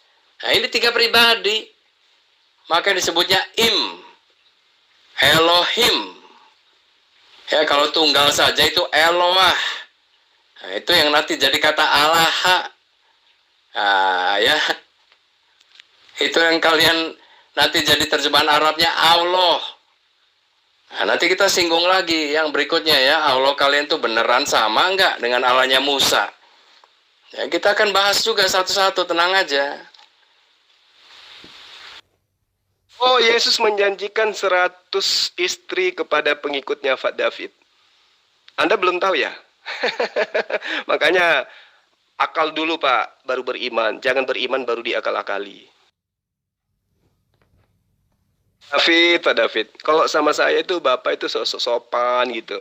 Sok jangan nyerang pribadi. Apa Bapak pikir saya tidak ngikuti perkembangan cara dialog Bapak di grup-grup lain ketika saya, bukan dengan saya dialog. Hanya kepada saya lah Bapak berusaha seperti sopan gitu. Jangan munafik Pak David. Saya tahu Anda kok. Bagaimana ketika Anda berdebat dengan teman-teman saya. Ya, saya katakan nyunsep karena Bapak memang nyunsep. Mana sih? Saya berkata sesuai dengan fakta. Kenapa Yesus tidak mengaku sebagai pencipta? Anda katakan karena tidak mau dirajam. Ini jawaban apa ini? Anda lebih tahu kayaknya daripada Yesus. Yang harusnya menjawab itu Yesus sendiri. Apa jawaban Yesus? Karena aku tidak dapat berbuat apa-apa dari diriku sendiri. Itu jawabannya. Berarti dia bukan Tuhan. Boro-boro ngaku pencipta. Cuman karena Bapak ini nyunsep dari pertanyaan itu, makanya Bapak mengatakan karena dia tidak mau dirajam. Lah, ketika kemudian saya tanya, kapan Yesus itu, Anda mengatakan Yesus itu adalah firman yang menjadi manusia. Di mana di dalam pengajaran Yesus dia katakan aku adalah firman? Di mana? Yang ada dia adalah penerima firman. Dia penyampai firman. Itu makanya saya katakan Anda nyunsep. Anda selalu mengajarkan sesuatu yang tidak berkesesuaian dengan ajaran Yesus. Itu nyunsep namanya. Karena yang saya tanya ini adalah Yesus. Kenapa Yesus tidak mengaku sebagai pencipta? Anda jawab sesuai perspektif Kristen. Berarti Anda nyunsep. Karena yang saya tanya itu mengenai Yesusnya. Mana ajaran Yesus kalau dia itu adalah firman? Anda tidak bisa menjawab, berarti nyunsep. Itu namanya nyunsep. Ngerti enggak? Ya kamu kan memang komentarnya model begini aja terus ya. Kalau dikasih yang pendek nantinya, wah kamu kurang ilmu. Gitu aja. Kalau dikasih yang panjang, wah kamu muter-muter. Aduh, benar-benar nih. Ya udahlah ya, Yesus mengatakan ya kita harus cerdik lah. Seperti ular, tapi tulus seperti merpati. Ngerti nggak? Ngadepin kalian mesti cerdik seperti ular. Tapi tulus. Ya ingat ya, kalau cuma ular doang, nah ya itu bahaya. Tapi Yesus mengatakan tulus seperti merpati. Itulah cara menghadapi kalian. Kadang saya susah ya. Kalau saya nggak jelasin yang sebenarnya, ya kalian akan pasti mati dalam neraka gitu loh. Tapi saya ditugaskan untuk pergilah ke seluruh dunia ya, menjelaskan apa yang menjadi ajarannya Yesus. Tapi menghadapinya ya begini sebetulnya. Nggak mudah memang. Saya sebenarnya paling enak ya ngapain sih ngeladenin yang begini gitu ya. Kalau sampai kalian percaya ya kalian yang masuk surga, bukan untungnya saya, untungnya kalian. Saya udah pasti masuk surga kok. Ngerti nggak sih? Tapi kalian ditawari untuk hal yang baik aja susah gitu loh. Ya sudahlah, semoga ya, itu doa saya aja sih. Kalau enggak ya sudah, kalian akan menghadapinya nanti ya di akhirat, gitu aja, selesai. Karena itu memang fakta, Pak David. Anda cuma muter-muter, Anda cuma nyunsep, Anda tidak menyentuh sedikit pun esensi daripada pengajaran Yesus. Yang Anda ajarkan adalah iman Anda. Saya tidak butuh itu. Kalau iman Anda saya paham. Iman Helenisme, saya ngerti. Politeisme, nyembah banyak Tuhan. Itu iman Anda. Yang saya tanya ini Yesusnya. Saya ini hadir sebagai wakilnya Yesus. Untuk mengembalikan ajaran Yesus yang Pak David bengkokkan. Yesus adalah firman. Yesus tidak mengaku pencipta karena tidak mau dirajam. Kata siapa? Kata Pak David. Yesus tidak mengaku pencipta karena dia tidak dapat berbuat apa-apa dari dirinya sendiri. Itu kata Yesus. Jadi Bapak harus belajar lagi. Ya, belajar Pak. Sekali lagi saya katakan Pak David harus belajar. Gunakan akal sehat Pak dalam beriman. Zul, itu dalam Al-Baqarah itu tidak mengatakan begitu ya. Di situ bukan menjelaskan siapa yang menjadi perantara wahyu Quran kalian. Itu di situ dikatakan barang siapa yang menjadi musuh Jibril atau menentang Jibril gitu kan. Nah, nanti kalau kamu baca di ayat itu Muhammad itu mendapatkan satu apa ya, kayak ketetapan atau apa dalam hatinya gitu loh, untuk mengkonfirmasi atau membenarkan kitab-kitab yang terdahulu. Kalau nggak percaya tampilkan aja ayatnya, nanti kita baca sama-sama. Jadi kamu jangan bawa ayat itu gitu loh. Ayat yang tadi lebih mendingan yang kamu bawa ya, apa dari mana si Anamel atau apa satunya itu. Tapi itu pun tidak bisa diartikan bahwa Jibril itu Roh Kudus. Ngaco kalian, saya kasih tahu ya. Kalau berdasarkan iman saya itu ngaco. Coba tanyakan orang Kristen di sini. Ada nggak yang mengatakan Roh Kudus itu Jibril? Hanya kalian gitu loh. Ya, makanya saya katakan apalagi yang mengatakan Roh Kudus itu Ahmad. Waduh. Ya udah mendingan jadi Islam aja kalian kalau yang ngomong Roh Kudus itu Ahmad mah. Itu udah sama sesatnya kayak kalian kalau begitu. Ya, saya katakan tidak ada orang yang beriman Kristen mengakui bahwa Roh Kudus itu Jibril, nggak ada. Roh Kudus itu Ahmad, nggak ada gitu loh. Itu hanya kalian aja yang menafsirkannya begitu. Saya juga nggak ngerti ya. Dari mana bisa diartikan Roh Kudus itu Jibril? Nggak ngerti loh saya loh. Cara otak kalian itu berpikir saya bisa menafsirkan begitu itu. Roh Kudus kok Jibril gitu. Kalau mau lihat dong di kitab Injil yang sudah ada lebih dulu. Tapi susah juga nanti katanya kitab Injil udah diroba-roba. Aduh. Tidak gampang sih memang itu kalau orang udah, ya sudahlah, nanti saya ngomong salah lagi. Dari tadi Anda tidak menjawab loh. Dari mana asal kata Roh Kudus yang Anda ambil? Ayo, yang Anda gunakan. Rampok dari mana tuh Kristen? Kata Roh Kudus itu. Anda nggak jawab. Mau ambil dari Roh Kudus, Bani Israel itu bukan Tuhan. Roh Kudus dari Quran juga bukan Tuhan. Jadi kalian itu rampok kata Roh Kudus itu dari mana, Pak David? Itu yang Anda belum jawab, makanya saya katakan nyunsap. Sekarang gini, di dalam surah Al-Baqarah sudah tak sangat terang dikatakan, Qul man kana aduwwan li Jibril fa innahu nazzalahu ala qalbika. Barang siapa yang menjadi musuh Jibril, maka Jibril itu telah menurunkan Al-Quran ke dalam hatimu dengan seizin Allah. Oke, menurunkan Al-Quran ke dalam hatimu dengan seizin Allah. Siapa di situ disebut? Jibril. Nah, kemudian di dalam surah An-Nahl ayat 102 dikatakan, Qul nazzalahu ruhul qudus mir rabbika bil haqqa. Jelas kan?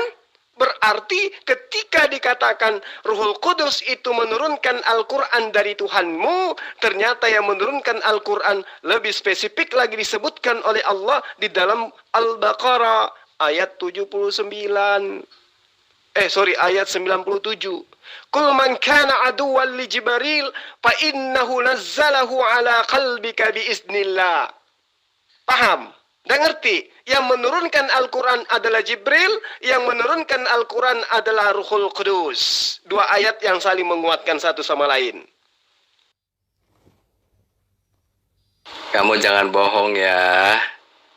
Itu tidak dikatakan bahwa Jibril itu telah menurunkan Quran dalam kalbumu, itu nggak ada itu. Coba kamu cek bahasa Arabnya, ada nggak Quran? Jangan nambah-nambahin dong ya. Kalau nambah-nambahin nanti bisa saya. Ya, Jibril itu telah menurunkan Harry Potter, kitab Harry Potter misalnya. Padahal nggak disebut kan. Aduh, jangan dong ya. Menurunkan apa di situ? Memang itulah ketidakjelasannya Quran kalian. Menurunkan apa? Nah, nanti baru di akhir ayatnya kamu akan jelas bahwa Muhammad itu ya saat itu tuh sedang mendapatkan satu penegasan akan kitab-kitab yang terdahulu. Kamu baca dong lengkapnya. Coba silakan deh. Walaupun kamu muslim, saya tantang, ayo siapa yang benar tafsirnya. Jadi di situ tuh tidak ada ya yang menegaskan bahwa perantara wahyu Quran kalian Jibril tuh nggak ada. Itu satu. Terus kedua, ya saya katakan Al-Baqarah itu udah di Madinah, ya kan? Muhammadnya.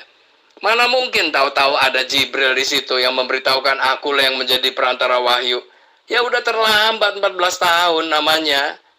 Udah basi, udah usang, udah nggak ada luarsa. Kamu ngapain ngasih tahunya kok 14 tahun kemudian? Gimana sih kalian berpikirnya? Hah? Aduh.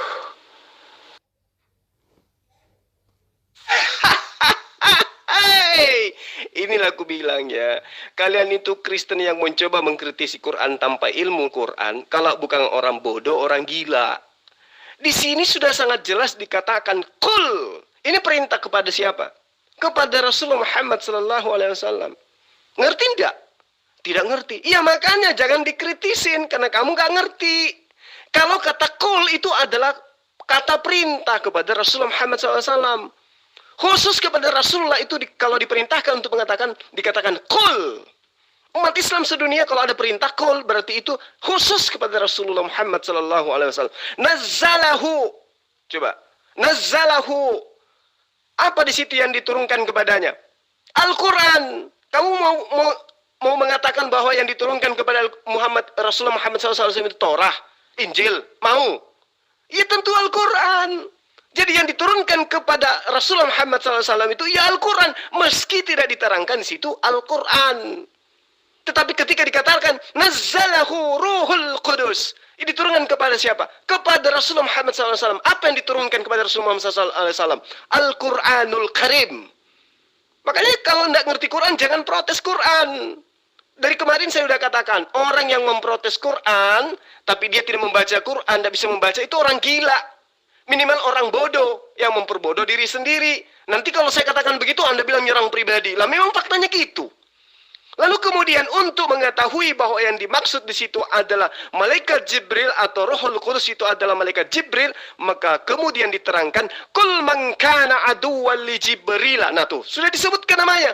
Fa innahu nazzalahu. Nah, apa yang diturunkan kepada Rasulullah SAW? Al-Qur'an. Meski tidak dikatakan bahwa di situ dengan nyata Al-Qur'an. Ya, meski tidak nyata dikatakan di situ Al-Quran, tapi yang diturunkan, yang diwahyukan kepada Rasulullah Muhammad SAW, bukan Torah, bukan Injil, bukan Zabur, bukan Mazmur. Tetapi apa? Al-Quranul Karim. Itu kalau Anda waras, itu kalau Anda bisa menggunakan akal sehat mengkaji Quran. Sayangnya, mengkaji pernyataan Yesus aja Anda nggak bisa. Apalagi mengkaji pernyataan Allah. Belajar lagi, Pak David. Gratis kok kalau sama saya. Ya, kalau kamu mengartikan Roh Kudus itu Jibril, ya sekali lagi itu terserah kalian. Saya nggak bisa ngapa-ngapain ya. Kamu mau ngotot bahwa ya yang namanya Roh Kudus itu siapa ya, mau dikatakan bidadari, kayak bidadara, kayak ya terserah kamu aja. Tapi kalau kamu acuannya iman Kristen, ya itu pasti salah. Buktinya bagaimana? Ya kamu tanyakan aja setiap orang Kristen. Apakah Roh Kudus itu Jibril? Saya pengen tahu gitu loh. Dan tadi udah dijelaskan ya dalam Yohanes 14, 16, nanti ada kisah para rasul ayat kedua. Roh Kudus itu dijanjikan oleh Yesus akan dikirim seorang penolong yang lain. Ya, kalau dalam bahasa aslinya mungkin lebih jelas ya. Ya saya sih udah jelas ya. Penolong yang lain itu dipakai dalam bahasa Yunaninya itu alon parakleton. Ya, parakleton itu artinya pribadi yang menyertai ya, ada di sebelah kiri, kanan, depan, belakang gitu loh. Itu namanya para, ya, kletos atau pembela.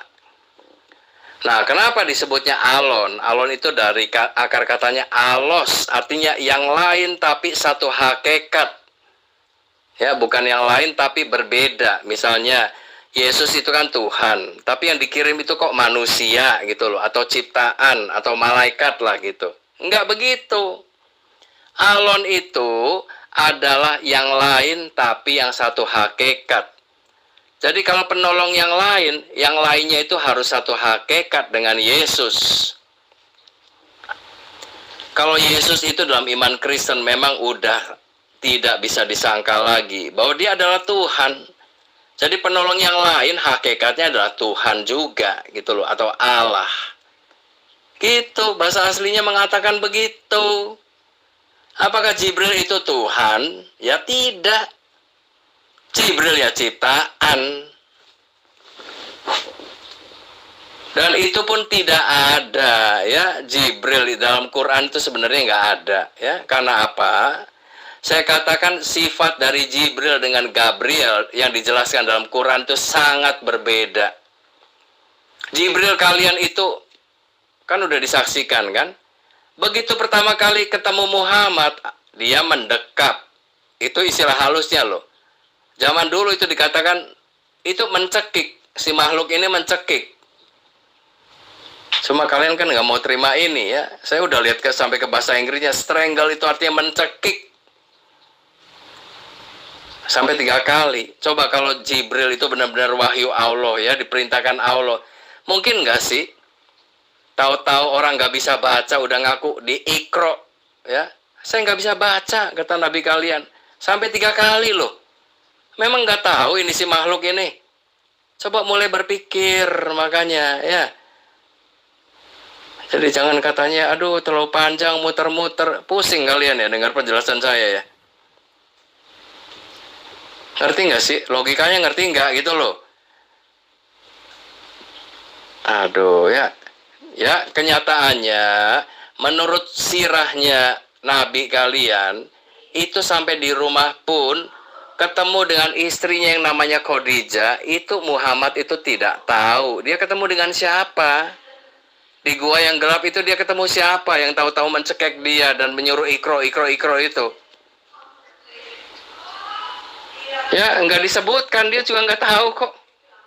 Makanya saya bilang itu pasti bukan Jibril. Kelakuannya beda dengan Gabriel yang di kitab Lukas itu. Dia memperkenalkan diri dengan sopan, ya kasih salam dulu, shalom gitu loh. Aku ini utusan Allah. Aku ini Gabriel, memberitakan kepada kamu akan kelahiran seorang bayi.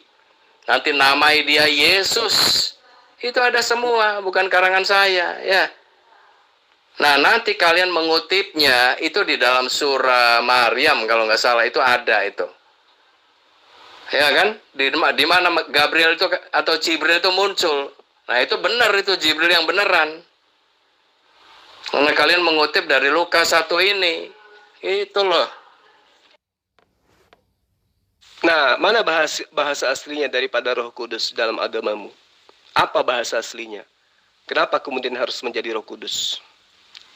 Karena Roh Kudus itu adalah Jibril. Kamu kan mengambil Roh Kudus dari Al-Quran.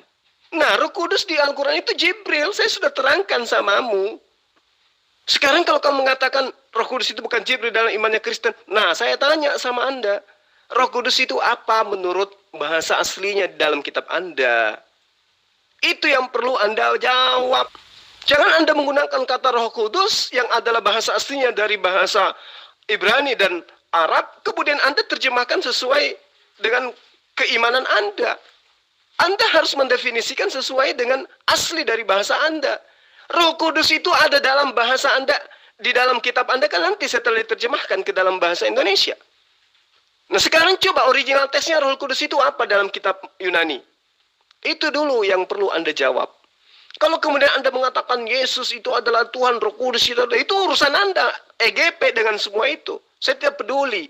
Yang saya ajarkan ini adalah ajaran Yesus, bukan ajaran Kristen. Ajaran Kristen mah saya sudah tahu, politeisme, ya, mengajarkan menyembah banyak Tuhan. Itu Kristen. Saya sudah ngerti kalau itu, udah tamat Pak David. Ya, saya sudah tamat kalau itu. Yang saya tanyakan ini mengenai imannya Yesus. Kenapa dia tidak mengajarkan kepada murid-muridnya kalau dia adalah pencipta alam semesta? Kenapa? Karena dia bukan Tuhan.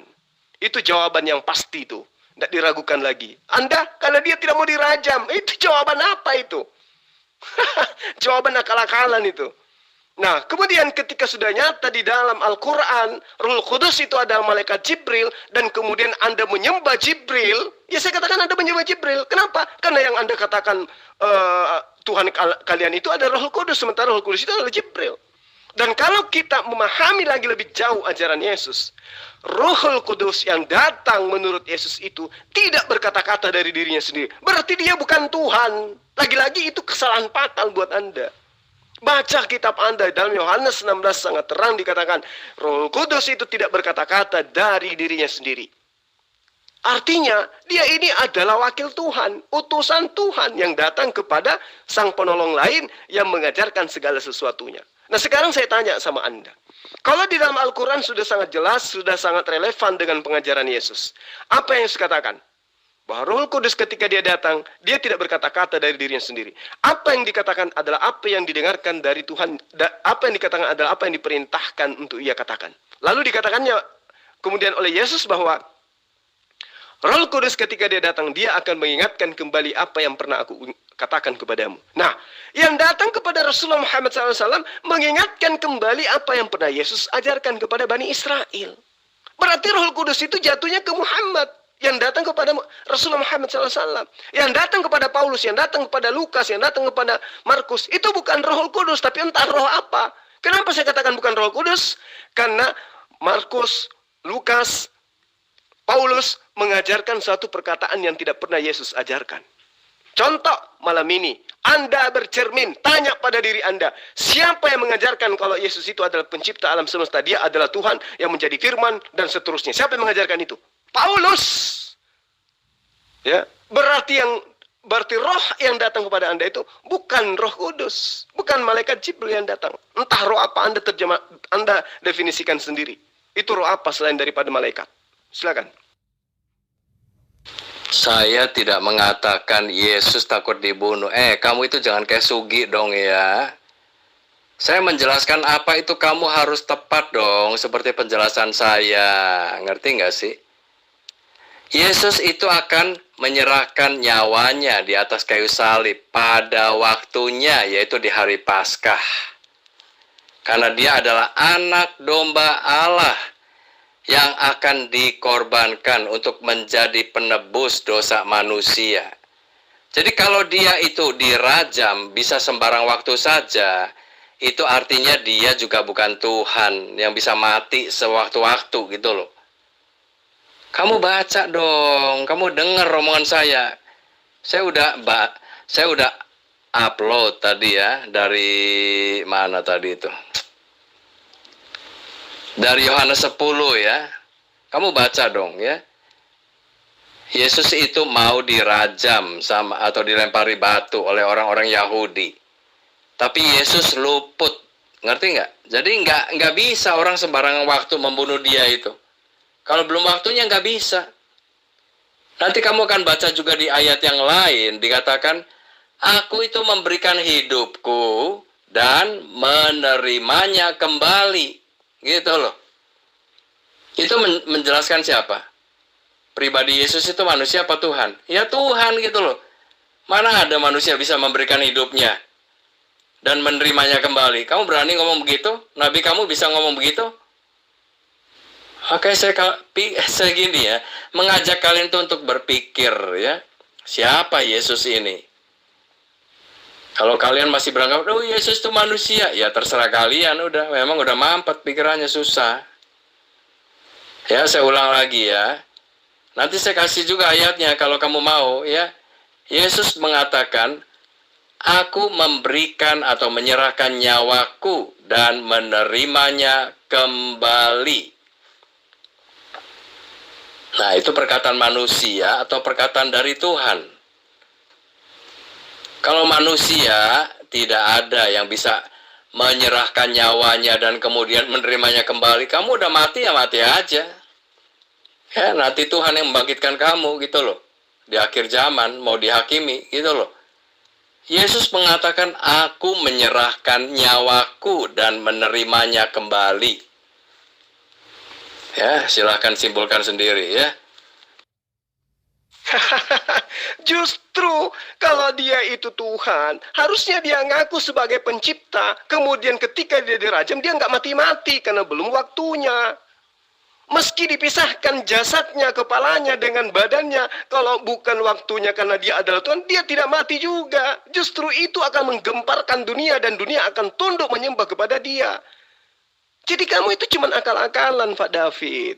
Yesus tidak mengaku pencipta karena memang dia bukan pencipta. Dia bukan karena tidak mau dirajam. Itu kan jawaban asal-asalan Anda saja. Pembenaran ajaan Anda aja kan? Nah, kenapa Yesus itu tidak mengaku pencipta? Karena dia adalah ciptaan, udah selesai. Kalau pencipta itu Pak David, pasti mengaku pencipta. Tidak mungkin dia diam saja karena alasan takut dirajam. Kalau Anda mengatakan tidak ada, saya katakan takut. Ya, faktanya dia tidak mau dirajam. Sementara penyaliban dia lari kemana-mana, sembunyi di mana-mana. Ada kok dalilnya. Berjaga-jagalah di sini. Karena dia takut, dia suruh muridnya berjaga-jaga. Aku sedih, dia bilang, aku sedih rasanya. Seperti ingin mati rasanya. Ketakutan Yesus itu. Didatangi malaikat aja keringatnya sampai bintik-bintik seperti darah. Dalilnya lengkap di dalam kitab Anda. Jadi, meski Anda mengatakan tidak takut, faktanya Yesus takut. Anda mau apa? Kenapa Yesus takut? Karena dia bukan Tuhan. Itu jawabannya. Kalau Tuhan itu sudah pasti ngaku Tuhan. Anoki asitiares we Adam. Aleha baranti aniyadaina tu sama yimwekal sabahamu sawiti. Itu kalau pencipta. Kalau pencipta pasti ngaku begitu. Allahul ladzi khalaqas samawati wal arda wa anzala minas sama. Itu kalau pencipta. Ngaku pencipta Pak David. Kalau ciptaan ngaku ciptaan. Itu loh, ya. Jadi Anda itu bukan membela ajaran Yesus. Anda membela ajaran Kristen untuk kemudian memborbardir ajaran Yesus. Yesus itu mengajarkan dirinya sebagai utusan Allah. Yesus mengajarkan dirinya sebagai anak manusia. Pahami itu Pak David, ya? Pahami itu.